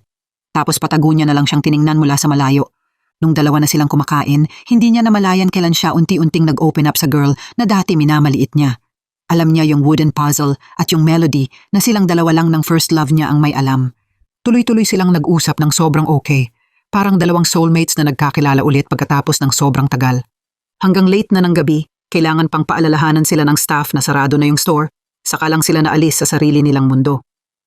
Pagkatapos ng dekada na story na to, mas nirespect ni Sung Joon si Hyejin. At hindi niya ma-imagine na kaya niyang ikwento ng ganun ka-free yung pain ng past. Yung story na hindi niya kailanman sinabi kay Hari, na akala niya hanggang ngayon ay first love niya. Masaya si Hyejin kasi na-realize niya na hindi pala nawala yung chubby friend niya. Ngayon lang, sinusubukan lang niyang kayanin yung pagiging independent. Habang iniisip niya to, biglang gusto sabihin ni Hyejin kay Sung Joon yung totoong identity niya. Gusto niyang i-share yung loneliness niya. Samahan siya ng walang pag-aalinlangan at iparamdam sa kanya na hindi siya nag-iisa sa mundo. Pero nung sasabihin na sana niya, biglang dumating si Shin Hyuk. Takot siya na may mangyari sa kanilang dalawa na mag-isa, na magiging dahilan para mawala si Hyejin sa kanya, kaya dala niya backpack niya para maging light bulb at guluhin yung moment. Para siguradong mainis si Sung Joon kay Shin Hyuk, umalis na sana si Sung Joon agad. Pero nung narinig niya na inaya ni Shin Hyuk si Hyejin mag-inom, hindi na siya umalis. Pinilit niyang sumama sa kanila. Sa inuman, si Shin Hyuk, paulit-ulit na pinag-uusapan yung underwear. Ang bilis daw kasi ng alis niya kanina, kaya nakalimutan niya magdala, kaya tuloy-tuloy siyang nanghihiram kay Sung Joon. Sobrang helpless na si Sung Joon at si Hyejin, hindi mapigilang matawa. Pero ewan kung bakit, si Shin Hyuk parang sinasadya niyang maging sweet at close kay Hyejin para mainis si Sung Joon. Kahit nagalit si Sung Joon, kailangan niyang magpanggap na kalmado at wala siyang magawa. Nung nilaglag ni Shin Hyuk yung fake na gagamba sa kamay ni Hyejin at napasigaw siya, hindi na nakatiis si Sungjun. Tinapik ni Sungjun sa ulo si Shin Hyuk kaya hilo siya. Pero dahil nakainom ng beer, medyo nagising si Sungjun tapos bigla ring nahimatay kaya binuhat ulit siya ni na Shin Hyuk at Hyejin pabalik sa room. Habang binabantayan ni Hyejin si Sungjun, pumasok si Shin Hyuk. Nadiskubre niya na palihim palang kinunan ni Sungjun ng picture si Hyejin kaya na-upset siya at napilitan siyang mag-jogging para mailabas yung inis niya. Pagkatapos ng business trip, bumalik sila sa company. Mas naging friendly si Sungjun sa lahat at nag-good morning pa sa mga colleagues. Naging kakaiba tuloy sa paningin ng lahat. Pero kabaligtaran, si Shin Hyuk inis na inis dito. Nung gabing kumain sila sa labas, sinabi ni Hyejin na balak niyang sabihin kay Sungjun yung totoong identity niya kaya medyo kinabahan at nalungkot si Shin Hyuk. Tapos pinakita niya sa kanya yung picture ng nawawala niyang puppy. Sabi niya, tiningnan niya yun na parang kapatid. Ngayon, si Hyejin daw, ganun din ang tingin niya, pero hindi kapatid, kundi puppy. Sinabi rin ni Shin Hyuk na matagal na niyang sinasabi na gusto niya si Hyejin. Gusto niya yung honest, clumsy, pero mabait na tao. Nalito si Hyejin at akala niya nagbibiro lang siya. Habang mas malakas siyang sumisigaw ng gusto kita, mas gusto niyang tumakbo palayo. Kasabay nito, naglalakad din si Sungjun kasama si Hari. Malungkot siyang nagtanong kung hindi raw ba siya best friend niya nung bata pa sila. Sasamahan pa rin ba siya ni Sungjun ng ganito? Natigilan si Sungjun. Kung hindi siya close friend, hindi siya magiging close kay Hari. Bago pa siya makasagot, tumalikod si Hari at hinalikan siya sa labi para ipakita yung feelings niya. Nakita to by chance ni Shin Hyuk. Dito niya nalaman na si Sungjun pala yung taong hindi kayang mahalin ni Hari ng diretsuhan. Hindi niya pinatingin si Hyejin at niyakap niya siya ng mahigpit. Kung may lakas ng loob si Hari para habulin yung love niya, siya rin, pipilitin niyang kumapit sa feelings na to. Kay Sungjun naman, hindi niya agad sinagot yung confession ni Hari pero dinala niya siya sa lugar kung saan dati sila gumuguhit ng mga larawan nila. Malinaw na sinabi ni Hari na malungkot siya. Ayaw niyang binabanggit ni Sungjun yung magandang past kasi sa past na yon, hindi siya yung nandun. Yung first love na yon, hindi siya. Walang sinabi si Sungjun. Gumuhit siya ng picture nila ngayon. Siya at si Hari. Sabi niya, hindi na siya mag-uusap tungkol sa past. Ngayon, present lang, okay. Masayang gumuhit si Hari ng heart shape. Gusto na gusto niya yung love kay Sungjun. Sinabi niya sa sarili niya na 2 buwan lang siya sasama sa kanya tapos sasabihin niya lahat kay Hyejin. Mahal niya si Sungjun pero mas noble yung friendship niya kay Hyejin kaya hindi niya pwedeng mawala yung kaibigan niya. Si Hyejin naman, nung nalaman niya na may guy na nagpapakilig sa best friend niya, todo support siya kaya mas lalo tuloy na stress at nag-worry si Hari. Nung tinatawagan niya si Sungjun para manood ng movie nung gabing yon, nakita niya si Hyejin na pumasok. Mabilis niyang binaba yung tawag. Takot siya marinig ni Sungjun yung boses ni Hyejin. Samantala, si Shin Hyuk, gustong-gusto niyang sabihin kay Sungjun na si Hyejin yung first love niya at sabihin kay Hyejin na yung 2 taong tingin niyang close friends niya, niloloko siya pero hindi niya mabuka yung bibig niya. Ayaw niyang mawala si Hyejin kaya nung nasira yung sapatos niya, binuhat niya siya pauwi. Sa daan, tinanong niya si Hyejin kung gusto ba niyang sabihin yung identity niya kay Sungjun, hanapin yung old friend niya ulit or magpatuloy sa first love niya. Kahit si Hyejin, hindi rin niya alam. Habang nagdadalawang isip siya, nakita to ni Sungjun na dumadaan. Tingin siya ng tingin, kaya muntik na siyang bumangga sa kotse sa harap niya. Ano bang feelings niya ngayon? Sino ba talaga yung mahal niya? Si Sungjun hindi niya talaga alam. May feeling siya kay Hyejin, pero iniisip niyang si Hari yung first love niya. Yung nagpro-protect sa kanya sa buhay, sa childhood years, kaya sobrang torn siya. Last time, na-late siya dahil sa car accident kaya hindi sila nakapanood ng movie. Ngayon, special siyang naghanap ng cinema na pinapalabas pa rin yung movie na yun para bumawi pero kahit ganun, hindi pa rin siya masaya. Kabaligtaran, nung tumigil siya sa red light at narinig si Hyejin na sabihin, "Green light na, tara na." Biglang nagulo yung puso niya at tumakbo siya para pigilan siya. Yung thought na siya yung first love niya noon, paulit-ulit pumapasok sa isip niya. Ngayong araw din yung araw na balak ni Hyejin sabihin yung totoong identity niya kay Sungjun. Pero pine pressure siya ng US headquarters para iligtas yung productivity ng The Most magazine kaya mas irritable siya kaysa dati. Yung costume conservator accidentally nagsuot ng jewelry at nadikitan yung design kaya sumigaw si Sungjun sa galit kasi natatakot siyang mapunit yung skirt. Pinapalayas niya siya. Pinapalitan niya yung magbabantay. Yung person in charge inassign yung job kay Hyejin. Sinabi pa ng manager sa kanya na sobrang importanteng design yun para sa upcoming celebration. Pero sakto, may colleague si Hyejin na nagtanong kung pwede daw kunin niya yung car keys. Na-awkward si Hyejin, pero iniwan pa rin niya yung dress at umalis. Hanggang sa suotin na ng model yung dress, nagkaproblema. Galit na galit si Sungjun at tinanggal si Hyejin sa trabaho. Umiiyak si Hyejin. Kukunin na sana niya yung chubby friend niya ngayon pero hindi na niya kaya. Nung nakaalis na si Hyejin, saka umiyak yung isang babae at umamin na gusto lang daw niyang sukatin yung bagong dress kaya napunit. Hindi kasalanan ni Hyejin. Napabuntong hininga si Sungjun at ayaw na niyang sumigaw. Lahat, love at trabaho, sobrang pagod na siya. Kahit tumawag si Hari, tinamad na siyang sagutin. Sa totoo lang, bago pa yon, pumunta si Shin Hyuk para sabihin kay Hari na magsasabi na si Hyejin ng totoo kay Sungjun. Pag nangyari yon, mawawala sa kanya yung friend at lover, kaya ngayon daw, mas mabuti aminin na niya lahat kay Sungjun mismo. Kaya buong gabi, tuloy-tuloy tumatawag si Hari kay Sungjun.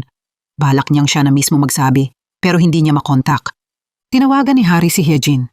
Malungkot na sabi ni Hyejin, sinigawan daw siya ng first love niya, nilapitan siya ng todo at pinapaalis siya. Ayaw na raw siyang makita. Kaya sinabi ni Hari kay Hyejin na nandyan siya at tatakbo siya papunta agad. Pagdating ni Hyejin, napaiyak lang si Hari at niyakap yung best friend niya habang humihingi ng sorry. Nung nalaman ni Shin Hyuk na natanggal si Hyejin, pumunta siya sa bahay nila at inaya siyang mag-work bilang assistant niya sa loob ng isang araw at sumama sa kanya kumuha ng landscape photos para gawing material sa pagsusulat niya. Tatanggihan na sana niya pero pinaalala niya agad na nangako siya na tutuparin yung 3 request niya plus malaki daw yung bayad kaya sumama agad si Hyejin. Buong araw, akala ng lahat papasok siya sa work pero nag-enjoy siya kasama si Shin Hyuk. Wala siyang pressure at walang naninigaw pero hindi niya kayang mahalin si Shin Hyuk. Pagpasok sa company, pinakita ni Shin Hyuk kay Sungjun yung design ideas ni Hyejin. Yung simple pero creative na thinking lang niya, yung kayang mag-satisfy sa kanya, pero tinaboy niya siya. Rational dapat si Sungjun, pero bakit pag si Hyejin na, nawawala siya sa sarili at nagagalit siya? Tinanong ni Shin Hyuk kung gusto ba niya si Hyejin. Natameme si Sungjun, tapos tinanong niya si Shin Hyuk pabalik. Ikaw ba? Si Shin Hyuk walang hesitation, sabi niya, gusto ko si Hyejin. Tapos sinabi niya kay Sungjun na mag-sorry siya at kunin ulit si Hyejin pabalik sa company. Sa gabi, dala ni Sungjun yung idea ni Hyejin at naghintay siya sa bus stop pero hindi siya naglakas loob magpakita. Sinundan niya lang siya pauwi ng patago, balak niya siyang tawagan. Pero konting ingay lang, nagulat na siya. Nagtago siya sa isang sulok pero sobrang tagal niyang nagtago kaya sumakit yung paa niya tapos sa kabobohan niya nadulas siya pababa sa slide. Huminto siya mismo sa harap ni Hyejin kaya wala na siyang choice kundi umupo at makipag-usap ng seryoso sa kanya. Pinuri niya yung bago at open na idea ni Hyejin at inaya niya itong bumalik sa company pero agad siyang tumanggi. Pumayag siyang gamitin ni Sungjun yung ideas niya pero hindi siya pwedeng bumalik sa work kasi hindi para sa kanya yung environment na yon. At saka hindi siya komportable pag nagtatrabaho siya kasama si Sungjun. Pero yung totoong reason kung bakit ang tapang ni Hyejin tumanggi kasi yung dati niyang department head, ni-refer siya sa ibang trabaho. Kinabukasan, walang tumawag para sabihing pumasok siya. Kaya tinawagan ni Hyejin yung department head para magtanong. Doon niya nalaman na na-cancel yung posisyon niya. Gusto na lang niyang umiyak. Kahapon, tinanggihan niya si Sungjun. Ngayon, tinanggal naman siya sa posisyon na in-applyan niya. Naubos na rin yung bigas sa bahay. Yung printing factory ng tatay niya may problema rin, kaya hindi siya makabalik sa parents' house.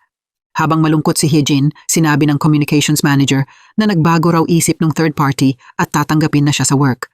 Kasabay nito, nag-send si Sungjun ng photo ng onion na umiiyak, pinapakiusapan si Hyejin na alagaan daw kaya napatawa siya. Parang may na-decide na siya para sa sarili niya. Makalipas ang ilang araw, wala na si Hyejin sa The Most magazine. Dahil sa chores, naging sobrang busy at magulo yung lahat. Akala nila walang sasagot sa phone, pero biglang may pamilyar na boses. Hello, ako si Hyejin! Pero bumalik siya na sobrang iba na yung itsura. Mas maganda at mas attractive, kaya nagulat yung lahat. Para maging perfect yung look niya, kailangan ni Hyejin gumastos ng malaking pera para ipaayos yung hair niya. Bumili rin siya ng bagong damit at kung ano-anong pampaganda at nag-aral din siya mag-makeup. Nakita ulit siya ng mga colleagues niya at masayang niyakap siya. Ngayong bumalik siya, yung bagong look ni Hyejin, kahit yung editor-in-chief napilitan purihin siya. Maliban kay Shin Hyuk, na feeling niya yung old Hyejin ang pinakamagandang Hyejin. Nung nag-usap sila, nalaman niya na kaya siya bumalik sa company kasi gusto niyang kumayod para kumita ng pera. Gusto niyang makaipon para bilhan ng bagong printer yung printing factory ng tatay niya at para mas gumanda yung buhay niya. At saka, hindi na niya binanggit yung tungkol sa pag-reveal ng identity niya kay Sungjun. Sa idea meeting, matapang niyang sinabi yung thoughts niya. Imbes na famous models yung magsuot ng bonggang outfits, ilagay daw sa spotlight yung ordinary people na tahimik na nag-i-effort tulad ng employees at logistics department. Kasi sila rin yung mga main characters na deserve ding mag-shine. Pagkarinig ng idea na to, sobrang enthusiastic yung lahat at yun mismo yung gusto ni Sungjun. Sa wakas, pagkatapos ng maraming meeting, finalize niya yung idea ni Hyejin. Lahat ng ordinary people deserve maging bright na main character ng sarili nilang buhay. Pagkatapos ng meeting, binalik ni Sungjun kay Hyejin yung notebook at yung old employee card. Sana raw magstay siya kasama niya at ng company ng matagal. Balik kay Hari, dahil kailangan niyang itago yung feelings niya at yung totoo tungkol sa sarili niya, nagka-severe stomach pain siya. Nahimatay siya sa convenience store, pero buti na lang dinala siya ni Shin Hyuk sa hospital. Ang diagnosis ng doktor, dahil daw sa pressure, hindi siya nakakakain at hindi rin siya nakakatulog ng maayos. Pagkarinig nun, naintindihan din ni Shin Hyuk yung problema. Matiyaga niyang hinintay magising si Hari para mag-open up. Biglang umiyak si Hari at sinabi na si Sungjun din yung first love niya kasi siya yung unang tao na nagpa-flutter ng puso niya. At caring siya sa kanya, hindi dahil sa itsura niya. Sinabi ni Shin Hyuk kay Hari na kumalma kasi si Sungjun, akala niya si Hari yung first love niya. Si Hyejin yung best friend niya at si Sungjun yung first love niya. Paano niya sila haharangin? Pero lahat naman naghahabol ng happiness, lalo na para sa isang girl tulad ni Hari na kulang sa sincere na pagmamahal. Umuwi siya at natulog para makalimutan lahat. Paggising niya, nakita niya si Hyejin na nagluluto para sa kanya. Naalala niya dati, pag nakita siya ng stepmother niya na may sakit, check lang ang ibinabato tapos aalis. Walang totoong nag-aalaga sa kanya tulad ni Hyejin, pero niloloko niya si Hyejin. Wala na lang nagawa si Hari kundi yakapin si Hyejin. Tahimik niyang pinakiusapan ang sarili niya na hayaan siyang maramdaman yung happiness kay Sungjun kahit 2 buwan lang. Habang ganito, si Shin Hyuk tuloy-tuloy pa rin yung panliligaw kay Hyejin. Napansin niya na sobrang ganda ng bag na lalagyan ng employee card niya. Pero welcome gift pala yun ni Sungjun para sa pagbabalik niya sa work. Kaya nung gabing yun, nagdala rin si Shin Hyuk ng malaking gift box at hinabol si Hyejin gamit motor. Sinabi pa niya ng malakas na welcome gift niya rin daw to, kaya napapula si Hyejin sa hiya. Kinumpare niya yung packaging ng employee card niya sa bag niya. Mas malaki daw yung kanya at mas sincere. Gets ni Hyejin, pero ayaw niyang tanggapin, kaya biglang ibinigay ni Shin Hyuk yung regalo sa asong dumaan, kaya nahiya si Hyejin at napilitan kunin. Dumating na rin sa wakas yung first big event ng The Most magazine. Sa araw na yon, maraming sikat na actors at models ang dumating pero wala pa rin si Sungjun. Habang ina-assist ni Hyejin yung host, napansin niyang sobrang lakas ng ulan sa labas, kaya na-late siya. Pagkarinig nun, sobrang nag-alala si Hyejin kay Sungjun. Nagsimula na yung ceremony. Pinakita ng MC yung mga busy photos ng magazine staff para mag-thank you sa effort nila sa event, pero sa dulo ng opening, si Sungjun daw ang mag-i-English speech, pero wala pa rin siya. Habang nag-aalala yung lahat, lumabas yung editor-in-chief. Pinainit niya yung stage gamit yung unique niyang boses at sariling style sa program. Ang goal, bumili ng oras para kay Sungjun. Hindi siya marunong mag-English, kaya pinatakbo niya yung English subtitles. Yung speech ng editor-in-chief sobrang nakaka-encourage. Parang si Sungjun din siya na naa-appreciate yung effort ng staff sa ilalim niya. Samantala, si Sungjun somehow nalampasan niya yung takot niya sa ulan at nakarating siya in time. Nung nakita niyang sobrang good yung response ng audience sa speech ng editor-in-chief, nabawasan yung kaba niya. Natapos yung excellent speech ng editor-in-chief. Lumabas siya para salubungin si Sungjun. Paulit-ulit siyang nagsorry. Wala na rin siyang maipagtanggol. Pagkakita sa itsura niya, hindi na siya nagtanong pa at umalis na lang. Si Hyejin lang yung nakakaintindi sa hirap ni Sungjun pero hindi niya alam anong position ang gagamitin niya para i-comfort siya. Kaya tumahimik na lang siya at umupo sa tabi niya. Si Hyejin, usually gentle, pero nung narinig niya yung masasamang salita ng mga colleagues tungkol kay Sungjun, galit siyang tumayo at sinermonan sila. Dumating si Sungjun. Narinig niya lahat pero ayaw niyang magkagulo si Hyejin sa lahat kaya pinapunta niya siya sa isang sulok tapos tumawa siya at nag-thank you na nasa side niya siya. Sa magazine, gusto bigyan ni Juyang si Hyejin ng chance magsulat ng article tungkol sa fairy tale topic na matagal na niyang iniisip para mag-level up siya at mas tumibay yung pwesto niya sa company. Pero si Hyejin, minamaliit niya yung sarili niyang skills kaya tumanggi siya. Nung nalaman ni Sungjun yun nung gabi, sinundan niya si Hyejin sa bus stop. Pinakita niya sa kanya yung photo ng God of Opportunity. In-encourage siya ni Sungjun na dumating na yung pagkakataon. Pag hindi niya kinuha, mawawala yon. Tapos saka pa siya magsisisi kapag huli na. Sa buhay, kailangan mo raw i-challenge yung sarili mo para makita mo kung gaano ka pala ka-talented. Pagkarinig ni Hyejin sa encouragement niya, kinabukasan, siya na mismo yung lumapit kay Juyang. Humingi si Hyejin ng isa pang chance para magsulat ng article. Desidido siyang i-test yung talent niya. Samantala, gumaganda rin ng gumaganda yung relationship ni Hari at Shin Hyuk. Mas lumalala yung kondisyon niya, kaya niyaya niya si Shin Hyuk na maglakad-lakad. Hindi niya in-expect, pero ang gaan sa pakiramdam. Parang may kakaibang refreshing feeling na hindi pa niya nararamdaman dati. Pagkatapos ng trip na to, napag-isip-isip na ni Harry ang lahat, kaya nag-decide siyang ibalik yung identity na hindi naman para sa kanya at aminin na lahat kay Sungjun. Kaya nag-set siya ng meet-up sa kanya nung gabing yon. Pero bago yon, may nangyari kay Hyejin. Dahil first time niyang magsulat ng article, kailangan niyang lumabas para mangolekta ng 14 na actual data. Pinahiram siya ni Ju Yang ng kotse, pero nalaman ng buong room na mali pala yung nakuha niyang car key ng ibang colleague at sira pa yung kotse. Hindi kayang umandar ng malayo. Nag-aalala si Shin Hyuk kaya tinawagan siya pero hindi niya napansin. Tumawag din si Jo Young para ibalita sa deputy editor. Naghihintay si Sungjun kay Harry nang matanggap niya yung balita kaya sobrang nag-alala siya. Tapos nabasa pa niya yung latest online article tungkol sa car accident mismo dun sa area na pupuntahan ni Hyejin. Kaya hindi na niya napigilan mag-worry at iniwan niya yung appointment. Pagdating ni Harry, umalis agad si Sungjun. Hindi niya alam kung ano nangyayari. Sa kamay niya, hawak pa rin niya yung letter ng truth na balak niyang ibigay sa kanya. Si Shin Hyuk, pinatakbo yung motor niya sa pinakamabilis na kaya. Si Sungjun, tinodo rin yung apak sa silinyador at rumatsyada papunta sa accident site. Sa loob-loob niya, please, sana walang mangyaring masama kay Hyejin. Sa gitna ng malakas na ulan, normally sobrang matatakot si Sungjun, pero ngayon, puro si Hyejin lang yung nasa isip niya. Parang siya yung lakas na nagbibigay sa kanya ng tapang. Kalmado siyang nakarating sa accident scene kahit umuulan. Tumakbo siya at tinanong yung rescue team kung sino yung biktima. Biglang may pamilyar na boses sa likod niya na tumawag ng pangalan niya. Paglingon ni Sungjun, si Hyejin yun. Buti na lang, okay siya. Tumakbo siya at niyakap siya. Ang bilis pa rin ng tibok ng puso niya, hindi siya makapagsalita. Nakita to ni Shin Hyuk na dumating ng isang hakbang na late. Sobrang nasaktan siya pero wala siyang magawa.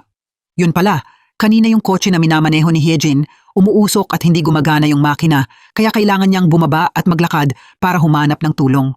Kakakita pa lang niya kay Sungjun, niyakap na siya pero mas worried si Hyejin para sa kanya. Paulit-ulit niyang tinatanong si Sungjun kung okay lang ba siya habang nakatayo sila sa ulan. Gulat na gulat si Sungjun sa sinabi niya kasi yung first love lang niya yung may alam na takot siya sa ulan. Nauutal si Sungjun at sinabi niyang hindi niya raw napansin na umuulan kasi safety lang niya yung iniisip niya. May payong na nakatakip para kay Sungjun habang si Shin Hyuk nakatayo sa malamig na ulan, masakit yung puso tapos tumalikod na lang. Umuwi si Hyejin sakay ng kotse ni Sungjun. Maingat niyang tinakpan si Hyejin ng kumot kaya parang hindi siya sanay sa ganong treatment. Pero pagkatapos ng yakap kanina, desidido na si Hyejin na sabihin kay Sungjun yung totoo. Kaya pagdating niya sa tapat ng bahay, iniwan niya yung kotse at sinundan siya all the way. Hindi niya in-expect na pagdating niya, makikita niya yung pinakamasakit na eksena. Yung best friend niya, ginagamit yung identity niya para lokohin yung first love niya. Naloko siya ng 2 babae. Hindi maliit yung shock kay Hyejin. Naglakad lang siya ng walang direksyon sa kalsada, tumatawid sa gitna ng siksik na mga sasakyan. Sunod-sunod yung busina, pero parang wala siyang naririnig. Hindi na malaya ni Hyejin, nakasakay na siya sa bus hanggang sa last stop.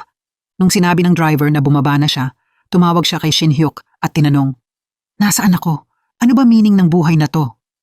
Yung 2 tanong pa lang, pinuntahan agad ni Shin Hyuk si Hyejin. Umupo siya at pinakinggan yung lahat ng laman ng puso niya, tapos inihatid niya siya pauwi sa bahay na dapat niyang puntahan. Pero para kay Hyejin, friend lang talaga si Shin Hyuk. O at most, parang kuya. Pagpasok sa bahay at pagharap sa kaibigang nanloko sa kanya, kalmado pa rin si Hyejin. Sinabi niya sa sarili niya na baka si Harry sobrang hirap din, kaya maghihintay siya hanggang umamin yung friend niya sa kanya. At doon niya rin nalaman na yung original na puzzle piece nasa kanya pa rin. Yung binigay ni Harry kay Sungjun nung last time, kopya lang pala. Simula nung yakap kahapon, ngayon, tuwing makikita niya si Sungjun, hindi na siya makalma. Pinakiusapan niya si Shin Hyuk na magpanggap na may kausap siya para makaiwas kay Sungjun, tapos hinihintay niyang pumasok muna yung mga colleagues sa meeting room bago siya pumasok kasi takot siyang mapag-isa sila. Pero sa meeting, si Sungjun tuloy-tuloy na tinititigan si Hyejin kaya sobrang awkward niya. Usually, pagkatapos mag-submit ng meeting minutes, pinaaalis agad si Hyejin ni Sungjun. Pero ngayon, pinaupo niya siya at pinaghintay habang binabasa niya yung minutes. Lumapit pa siya at inangat yung upuan niya para tulungan siya. Pero sobrang taas naman. Bawat tingin niya sa mukha ni Sungjun, naaalala niya ulit yung eksenang niyakap siya. Kaya natatakot siya, gusto niyang iwan yung trabaho at tumakbo palayo. Pero habang mas umiiwas siya, mas lalo silang nagkakasalubong. Binigyan ng editor-in-chief si Hyejin ng task na i-deliver yung suit diretso sa bahay ni Sungjun. Gusto ng editor-in-chief isuot niya yon para sa pag-entertain ng guests kasama niya next week. Ayaw gawin ni Hyejin pero hindi niya kayang suwayin yung editor-in-chief. Pumunta siya sa hotel at sinabi sa receptionist na ibigay na lang kay Sungjun pero bigla siyang lumitaw sa likod niya. Nagulat siya pero hindi pa rin siya pinakawalan. Pinilit niyang imbitahin si Hyejin sa room para mag-tea kaya lalo siyang natakot. Kinuha ni Hyejin yung tea at sinubukan inumin agad para makauwi na siya pero sobrang init kaya hindi niya mainom ng mabilis. Pero hindi niya in-expect na aamin si Sungjun sa time na ito na may special feeling siya kay Hyejin. Kasi tuwing malapit daw siya sa kanya, nalilito siya. At tuwing bigla siyang nagagalit ng walang reason, kay Hyejin niya nabubuhos. Sobrang sorry daw niya. Na-shock si Hyejin at natapon niya yung tea sa sarili niya. Binigay ni Sungjun yung shirt niya para makapagpalit siya. Bago umuwi si Hyejin, maingat niyang ni-roll up yung sleeves niya para tulungan siya at nag-explain. May special feelings daw siya kasi pakiramdam niya pamilyar si Hyejin. Parang kakilala niya, pero malabo yung feeling. Hindi niya ma-confirm kung love ba yun o hindi. Dahil sa sinabi niya, napaiyak si Hyejin. Gusto na gusto niyang sabihin na siya yung kakilala na yun pero wala siyang sinabi. Hindi na niya hinintay kunin ni Sungjun yung car keys at umalis siya agad. Takot siya na kapag nagtagal pa siya, magbabago yung isip niya at masasaktan naman yung best friend niya. Samantala, sinabi na ni Shin Hyuk kay Hari yung buong katotohanan. Umuwi si Hari na sobrang bigat ng loob. Pagtingin niya kay Hyejin, parang nakasiksik lang ito sa isang sulok. Sinabi niya kay Hyejin na maghintay lang siya. Bukas lang, babalik na sa tamang ayos ang lahat. Nagpasalamat si Hari kay Hyejin dahil naintindihan siya. Naintindihan ni Hyejin yung sinabi ng best friend niya, pero wala siyang sinabi. Kinabukasan, may interview si Hyejin sa isang comic book author at sobrang okay yung usapan nila kaya binigyan siya ng author ng libro para i-encourage si Hyejin na ituloy yung passion niya sa pag-create. Nagsusulat siya ng fairy tales gaya nung bata pa siya. Pagkatapos ng interview, pumunta si Hyejin sa painting exhibition ng paboritong author ni Sungjun. Hindi niya in-expect pero nandun si Sungjun. Sa time na to, komportable yung usap nilang dalawa. Pagkatapos ni Hyejin kumuha ng photo para sa isang couple, nag-offer agad yung couple na kuhanan si Hyejin at si Sungjun. Tumanggi si Hyejin pero binigay ni Sungjun yung phone niya sa kanila. Gusto niyang may picture silang dalawa lang. Paglabas, nag-set si Hyejin ng appointment kay Sungjun bukas kasi alam niya na ngayong araw aamin si Hari ng totoong identity niya sa kanya. Ganun lang, ilang minuto lang, tumawag si Hari kay Sungjun para magkita sila tonight at mukhang gusto rin niya. Sinabi niya sa kanya yung totoong feelings niya kay Hyejin. Pagbalik ni Hyejin sa company, sa sinabi ng colleague niya, saka lang niya nalaman na nung isang araw, na aksidente si Shin Hyuk dahil nagmamadali siyang hanapin siya.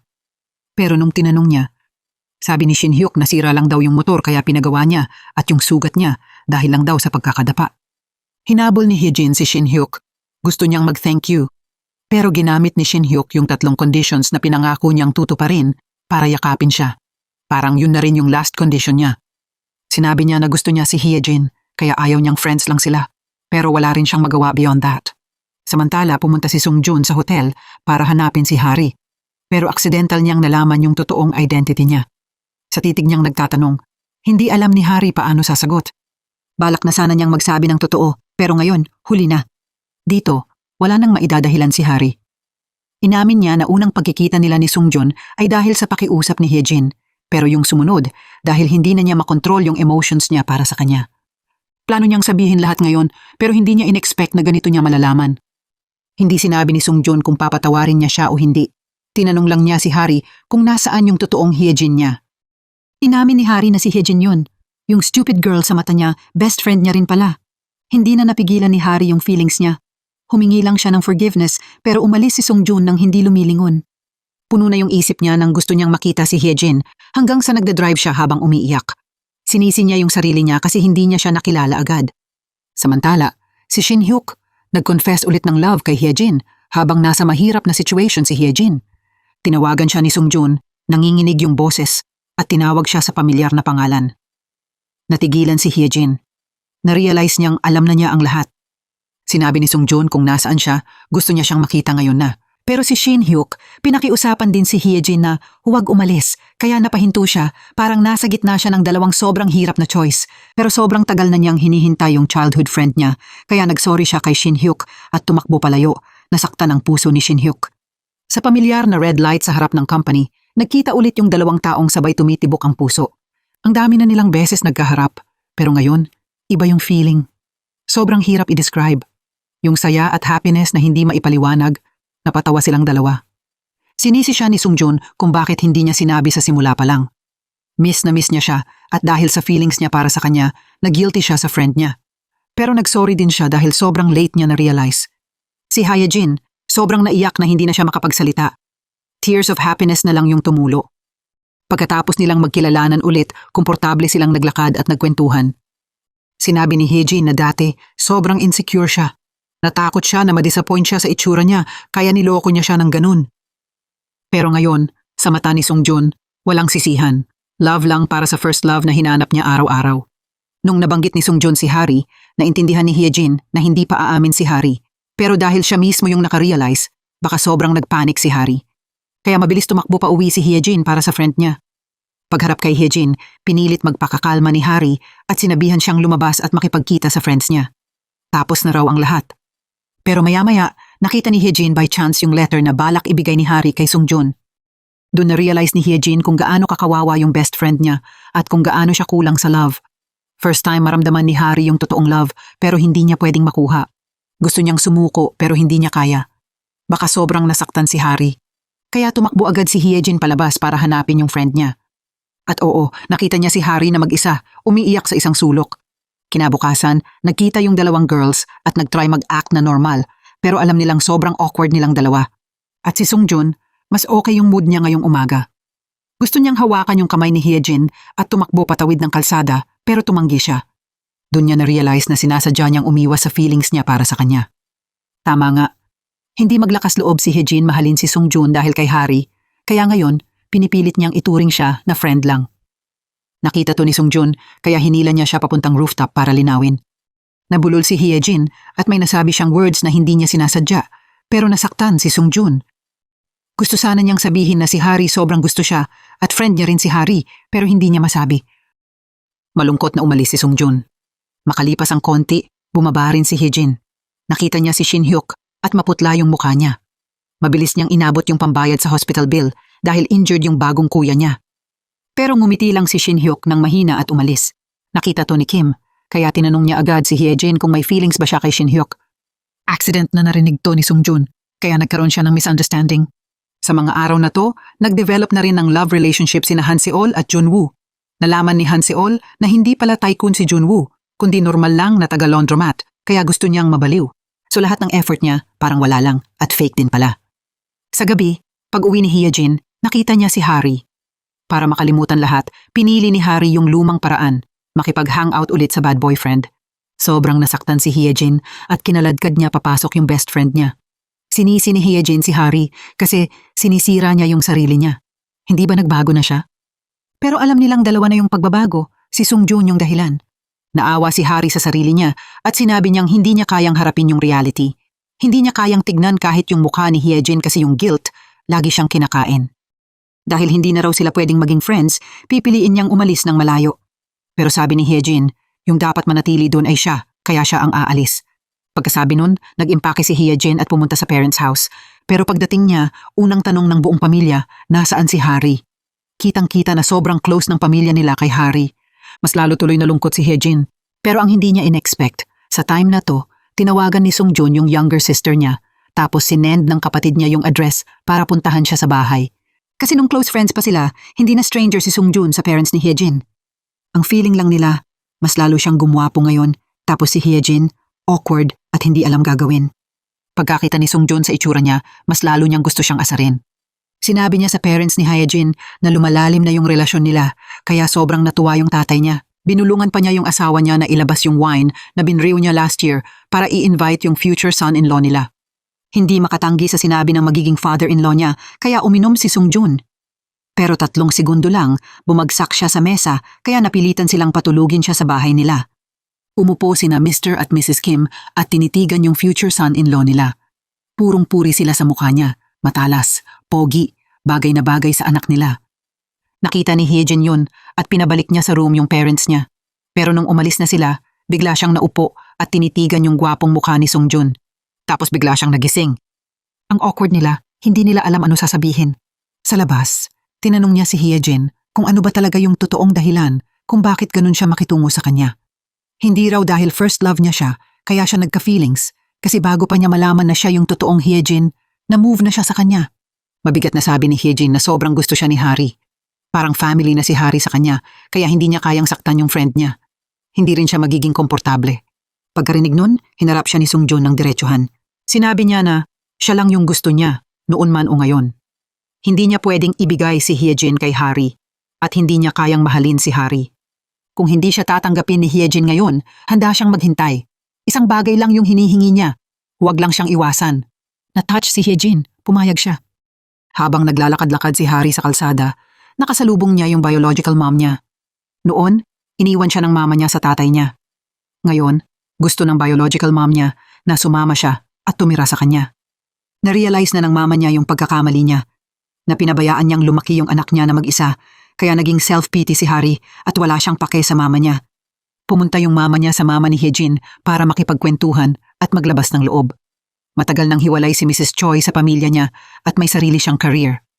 Ngayon, gusto na lang niyang isama yung anak niya para tumira sa kanya, para bumawi sa love na matagal niyang na-miss. Pero ini-ignore lang siya ni Harry at pinapapadalhan niya lang ng message. Aalis siya abroad in a few days. Sana raw makipagkita si Harry kahit isang beses o sumama sa kanya. Binasa ni Harry yung message at nag-hesitate sandali, pero nag-decide pa rin siyang tawagan yung mama niya. Sabi ni Harry, gusto niyang kumain ng crab meat porridge na luto ng mama niya. Samantala, dahil sa previous event, umakyat sa second place ang The Most magazine. Pero kumpara sa competition, sobrang hirap maagaw yung first place. At si Shin Hyuk sobrang heartbroken hanggang naisip niyang pumayag magtrabaho sa rival company, kaya nagulat lahat ng colleagues niya. Nung gabing yon, si Sungjun mismo yung pumunta para pakiusapan si Shin Hyuk na magstay sa company. Sinabi pa ni Sungjun na kung hindi nila makuha yung top 1 position sa upcoming 20th anniversary, madidisband yung magazine. Pero hindi agad sumagot si Shin Hyuk. Kinabukasan, hindi pumasok si Shin Hyuk. Tinawagan ni Hyejin yung hotel na tinutuluyan niya, pero yung receptionist, siya pa yung nagtanong, alam ba niya kung nasaan si Harry? Kasi nag-resign si Harry sa hotel at tinigil niya yung contact sa lahat. Pagkarinig nun, tumakbo si Hyejin pa uwi pero wala si Harry. Tumakbo siya ulit papunta sa airport. Akala niya na-miss na niya yung best friend niya, kaya umupo si Hyejin at biglang umiyak. Naupo lang siya sa airport, tapos dumaan si Harry. Nakahinga ng maluwag si Hyejin at niyakap agad yung friend niya. Inexplain ni Harry na pumunta lang siya sa airport para ihatid yung mama niya abroad at magstay pa rin siya dito para ayusin yung pagkakamali niya kay Hyejin. Isang yakap at isang sentence lang na ganun, sapat na para bumalik yung friendship nila ni Hyejin gaya ng dati. At hindi na inalala ni Hyejin yung past, pinatawad niya yung friend niya sa lahat. Samantala, pag-uwi ni Sungjun mula sa nakakapagod na araw sa work, muntik na siyang atakihin sa puso kasi nakahubad si Shin Hyuk. Tuwalya lang yung nakabalot sa kanya tapos biglang lumitaw sa harap ni Sungjun. Feeling ni Shin Hyuk bahay niya to at pinuri pa niya na ang ganda daw ng bathroom ni Sungjun. Sabi niya, madalas daw siya dito maligo, kaya sobrang nainis si Sungjun pero hindi niya masabi. Actually, pumunta si Shin Hyuk para i-discuss kay Sungjun yung ideas na naisip niya para maabot ng The Most magazine yung first class sales sa upcoming celebration. Kahit medyo mukhang tanga si Shin Hyuk, yung artistic talent niya parang genius. Pero para kay Sungjun, hindi pa rin special enough. Pinuna siya ni Sungjun sa maraming bagay, kaya nag-decide si Shin Hyuk bumalik na sa work. At masayang pumayag din siya na maging friend sila ni Hyejin. Pagkakita ng colleagues kay Shin Hyuk, sobrang excited nilang sinalubong siya. Si Sungjun, cold-face pa rin habang lumalabas para mag-assign ng task sa lahat. Pero dahil ilang araw na siyang pressured, bigla siyang nag-nosebleed. Kaya hinila siya ng 2 colleagues at tinaas baba yung ulo niya para tumigil yung dugo. Nasira tuloy yung cool boss image niya. Hindi alam ni Sungjun paano makawala sa hawak nila. Sobrang worried si Hyejin, kaya nag-type siya sa keyboard na parang may alien sound. Hindi na niya alam ginagawa niya. Pag lunch, nag-ingay yung mga colleagues at pinagtitripan yung lahat. Kaya sumakit ulo ni Sungjun. Sobrang worried si Hyejin, kaya kinuha niya yung papel at binigay yung card niya para paalisin sila at papuntahin kumain. Pati yung screenwriter, tinakpan niya yung bibig na parang megaphone para maprotektahan yung tulog ni Sungjun. Isang araw, finally, nakauwi na si Hyejin after work. Dumating yung younger sister niya para makipaglaro kay Harry. Hindi alam ng kapatid niya yung nangyari, kaya casual niyang kinwento na pumunta si Sungjun sa bahay para manligaw sa ate niya. Takot si Hyejin na malungkot si Harry, kaya tinakpan niya yung bibig ng kapatid niya. Nung gabing yon, sinabi ni Harry kay Hyejin na wala na siyang pake sa kahit ano. Gusto lang niya maging masaya si Hyejin. In-encourage ni Harry si Hyejin na yakapin yung happiness niya at lumapit na kay Sungjun. Naghintay si Sungjun sa harap ng pinto niya ng 1 oras. Nagdadalawang isip siya kung kakatok ba siya o hindi. Takot siya na baka awkward pag nagkita sila ni Hyejin, pero pag hindi niya nakita, sobrang miss na miss niya. Kaya sa huli, pinili niyang umalis. Sakto, binuksan ni Hyejin yung bintana pero seconds lang kaya hindi niya siya nakita. Kinabukasan, dinala ni Hyejin sa company yung shoes na binigay sa kanya ni Hari. Nag-decide siya na hindi na siya magtatago. Pero sobrang busy si Sungjun buong araw. Sabi lang ng mga colleagues kung nasaan siya, tatakbo agad si Hyejin papunta dun pero lagi siyang late ng isang hakbang. Narinig ni Hyejin na pupunta daw siya sa airport para sunduin yung partner niya kaya tumakbo rin siya sa airport pero sa isang iglap, na-miss na naman niya siya. Naghihintay pa rin si Hyejin kay Sungjun, hindi niya alam na bumagsak na pala si Sungjun sa harap ng airport. Gabi na nung bumalik si Hyejin sa company. Sa sinabi ng colleague niya, nalaman niya na sobrang napagod si Sungjun kaya nahimatay siya at dinala na sa hospital. Tumakbo siya palabas pero wala siyang masakyan na taxi. Buti na lang, dumaan si Shin Hyuk at hinatid siya. Si Hyejin lang yung pumasok. Pinakawalan na talaga siya ni Shin Hyuk. Hindi niya pwedeng ikulong yung puso na hindi naman para sa kanya. Tumayo si Hyejin sa harap ng hospital bed ni Sungjun. Sobrang sakit ng puso niya. Hinaplos niya yung mukha niya. Tapos bigla siyang hinila ni Sungjun para mahiga sa tabi niya. Ngayon, hindi na siya nagtago at niyakap niya siya ng mahigpit. Inamin nilang dalawa yung matagal na nilang feelings. Masayang hinalikan ni Sungjun si Hyejin sa labi, tanda ng simula ng love relationship nila. Iba-iba talaga magmahalang tao. Si Sungjun, madalas nakasimangot pero ngayon, kahit nahulugan siya ng dumi ng ibon sa shirt niya papasok, nakangiti pa rin siya. Pagdating sa company, dahil sobrang tutok siya sa documents, bumangga pa ulo niya sa elevator door pero nakangiti pa rin siya. Pagpasok sa office, masigla pa niyang binati yung mga subordinates niya ng good morning kaya kinabahan yung lahat. Ang hula nila, may girlfriend na siya kaya sobrang in love siya sa buhay. Nabahala si Hyejin. Pagpasok niya sa room para ibigay yung documents kay Sungjun, pinaalalahanan niya siya na huwag ipaalam sa iba yung relationship nila. Kung hindi, mahihiya siya. Yun ang ikinainis ni Sungjun. Pero yung mas halata, si Hyejin. Buong araw siya nakangiti, sumasayaw-sayaw at kumakanta, kaya na-realize ng lahat na in love siya. Sa gabi, inihatid ni Sungjun si Hyejin pa uwi. Hawak niya yung kamay niya at ayaw niya pakawalan. Nakita to ng kapatid niya at sumigaw pa sa parents nila, kaya namula silang dalawa. Kaya na-invite si Sungjun sa bahay ni Hyejin para kumain at sobrang close nila na nakapag-family photo pa silang lahat. Nung bumalik si Sungjun para magpatuloy magtrabaho at aksidental niyang naabutan si Hari na kakarating lang, marami pa silang kailangang pag-usapan kaya nag-decide silang mag-usap para ayusin. Pumayag si Sungjun na patawarin si Hari at pinakawalan na rin siya ni Hari. Pagbalik ni Hari at sinabi niya kay Hyejin, tinanggap ni Sungjun na maging friend siya para bumalik na sa tamang ayos ang lahat. Sa gabi, tumawag silang dalawa. Si Hyejin, nadulas lang na masarap daw yung fish cakes.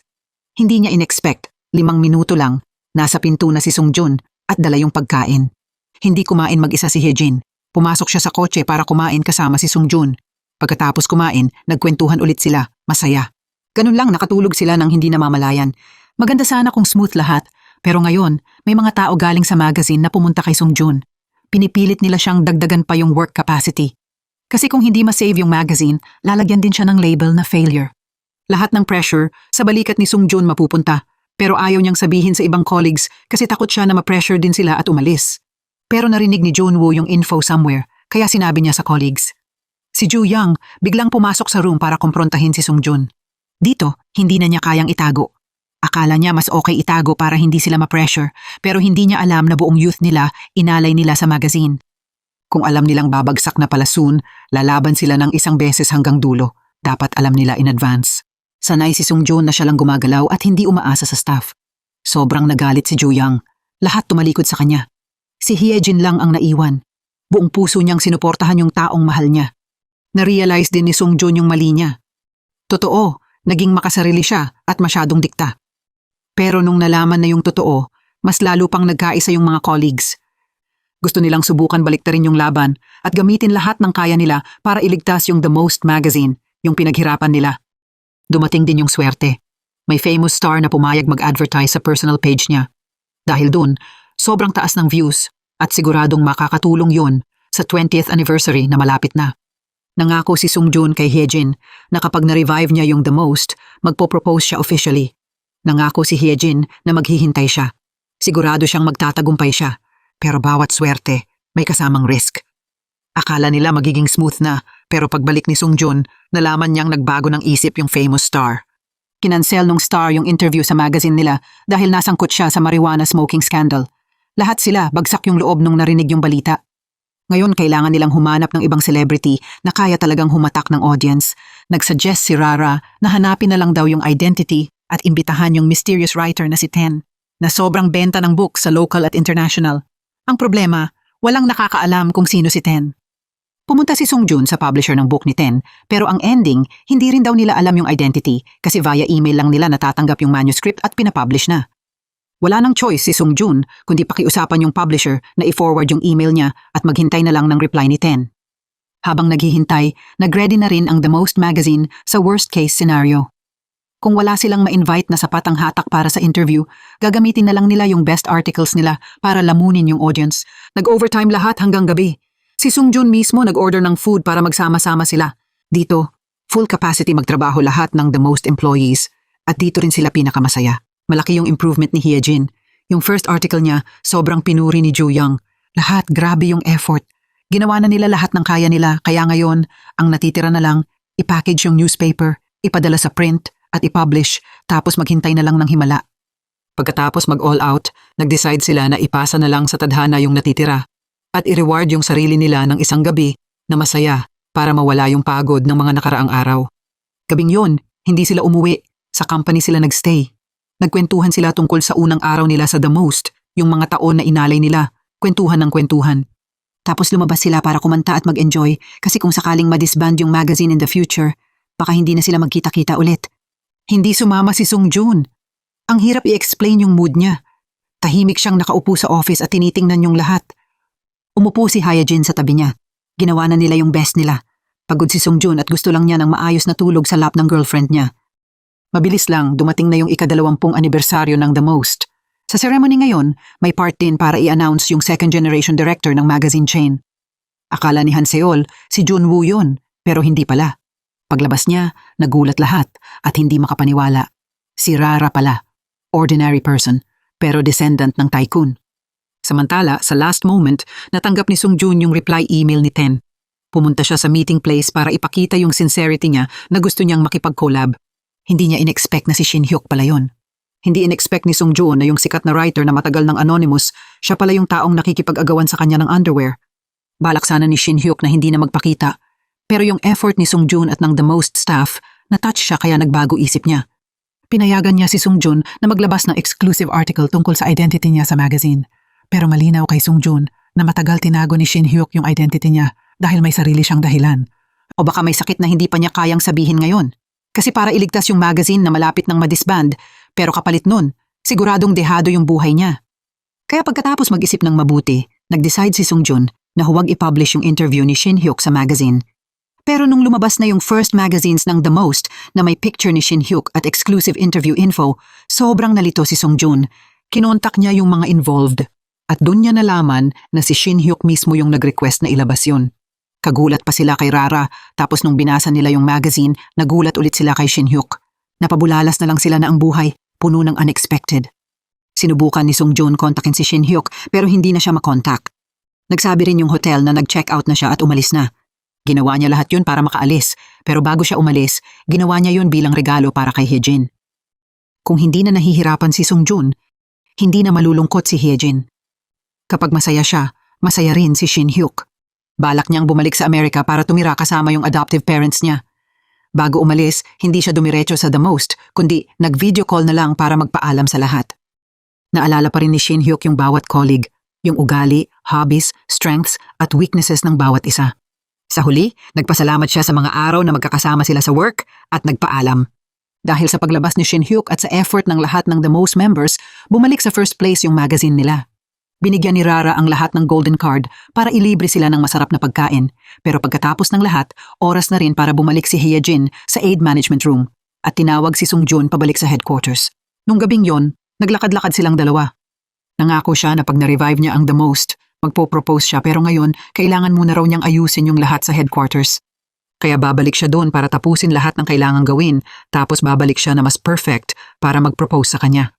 Naniniwala si Hye Jin sa kakayahan ng boyfriend niya. Nangako siyang maghihintay kahit gaano pa katagal, pero gusto ni Sung Jun na isama si Hye Jin sa Amerika para samahan siya.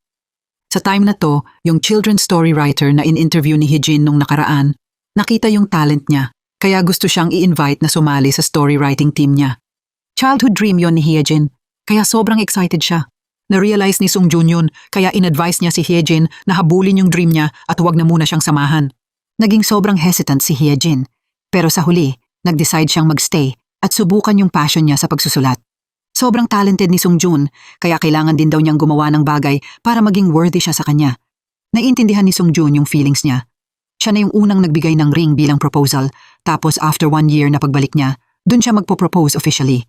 Dahil sa support ng boyfriend niya, doble yung confidence ni Hyejin at si Harry, sinuport din yung desisyon niya.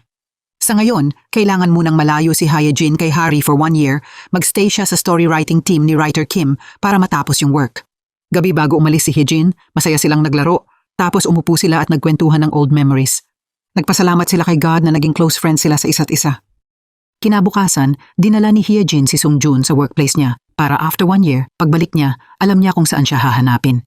Araw na yon ng alis niya. Sana raw magsulat si Hyejin sa kanya madalas para hindi na siya matakot na mawala siya ulit. Pumayag siya. Lumipas yung oras. Ilang buwan lang ang nakaraan. Bumalik si Hyejin sa original niyang itsura. Innocent siya at masayang maging sarili niya. Mahal ng lahat yung girl na laging nakangiti, optimistic at mahal ang buhay. Ginawa ni Hyejin yung best niya sa pagsusulat kasama yung seniors niya. Kahit bata siya, may sarili siyang kakaibang style at paraan ng pag-iisip.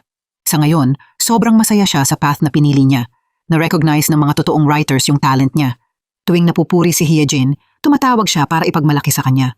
Kahit long distance sila, hindi magkahiwalay yung puso nila. Nagvi-video call sila at kumakain, magkasama. Pero isang araw, bigla niyang hindi makontak yung boyfriend niya. Pag video call o tawag, laging busy. Tapos pag nag-text siya, walang reply, kaya sobrang nag-alala si Hyejin. Natakot siya na baka sobrang workaholic si Sung Joon at magkasakit ng malala. Dahil dun, bad mood siya buong araw. Hindi na siya makapag-focus sa kahit ano. Tingin siya ng tingin sa phone, naghihintay ng reply, hanggang nai-imagine niya na baka may mataas na lagnat si Sung Joon sa sahig at naubusan ng battery yung phone niya na walang nakakaalam. Pero yung pinaka-unexpected, yun pa yung nangyari. Sa summer rain, biglang lumitaw si Sung Joon sa harap ni Hyejin. May dala siyang payong. Sobrang excited si Hyejin na hindi na niya ininda yung ulan at tumakbo siya papunta sa kanya. Nagmamadaling lumapit si Sung Joon para takpan siya ng payong. Niyakap nila ang isa't isa ng mahigpit para tapusin yung days ng long-distance love. Pagbalik ni Sung Joon, siya na yung bagong editor-in-chief ng The Most at yung dating editor-in-chief, ikakasal na. Si Han Seol at si Junwoo, tunay na couple na ngayon. Na-realize ni Han Seol na mas importante ang love kaysa pera. Mabait si Junwoo sa kanya, kaya tumigil na siya sa pangarap maging rich woman at pinili niyang manatili sa kanya. May plano na rin silang magpakasal ngayong taon. Bukod doon si Harry, nag-college na para buksan yung sarili niyang hotel. May nanliligaw din sa kanya na mas bata. Yung pure feelings nung boy, nakakabother kay Harry, pero yun din naman talaga yung gusto niya sa love. Si Shin Hyuk naman, tuloy-tuloy pa rin sa path niya, pagsusulat ng stories tungkol sa travel experiences niya kung saan-saan. Iniingatan pa rin niya yung wool hat na bigay ni Hyejin. Para sa kanya, magandang memory yun na tinatago niya sa puso. Si Hyejin, nakapag-ipon siya ng sapat na sweldo para ibigay sa tatay niya para makabili ng bagong printer, kaya naiyak sa tuwa yung parents niya. Na-realize nila na yung stupid nilang panganay, lumaki na talaga. Binigay pa ng parents ni Hyejin sa kanya yung 15 taon na ipon nila para sa pagpapakasal niya, kaya napaiyak siya. Yung family love talaga, laging pinaka-noble at pinakasagrado. Pagkatapos ng mahabang journey ng paghihirap, lumabas yung published version ng work ng author's team, kasama yung effort at pangarap ni Hyejin. Mas mahalaga yun sa kanya kaysa kahit ano. Mas doble yung saya niya kasi ngayon, perfect timing na para mag-propose si Sung Joon kay Hyejin. Yung headband at yung wedding flower, si Harry mismo yung gumawa para sa best friend niya. Dinala niya yung wishes niya para hilingin na maging masaya yung friend niya sa big day ng bride. Dinala ni Hyejin ang pagmamahal niya sa groom na si Sung Joon sa wedding ceremony. Sila yung pinakamagandang couple ngayon. Kung movie ang buhay, may iba na parang supporting characters, at may iba naman na parang main characters, pero sa totoong buhay, hindi ganun. Kasi bawat tao, siya yung main character ng story ng sarili niyang buhay. Lahat ng nangyayari sa atin at bawat taong nakikilala natin, may daladalang mahalagang lesson. Kaya i-cherish natin yung ngayon at yung mga kaibigan at kapamilya na nasa tabi natin.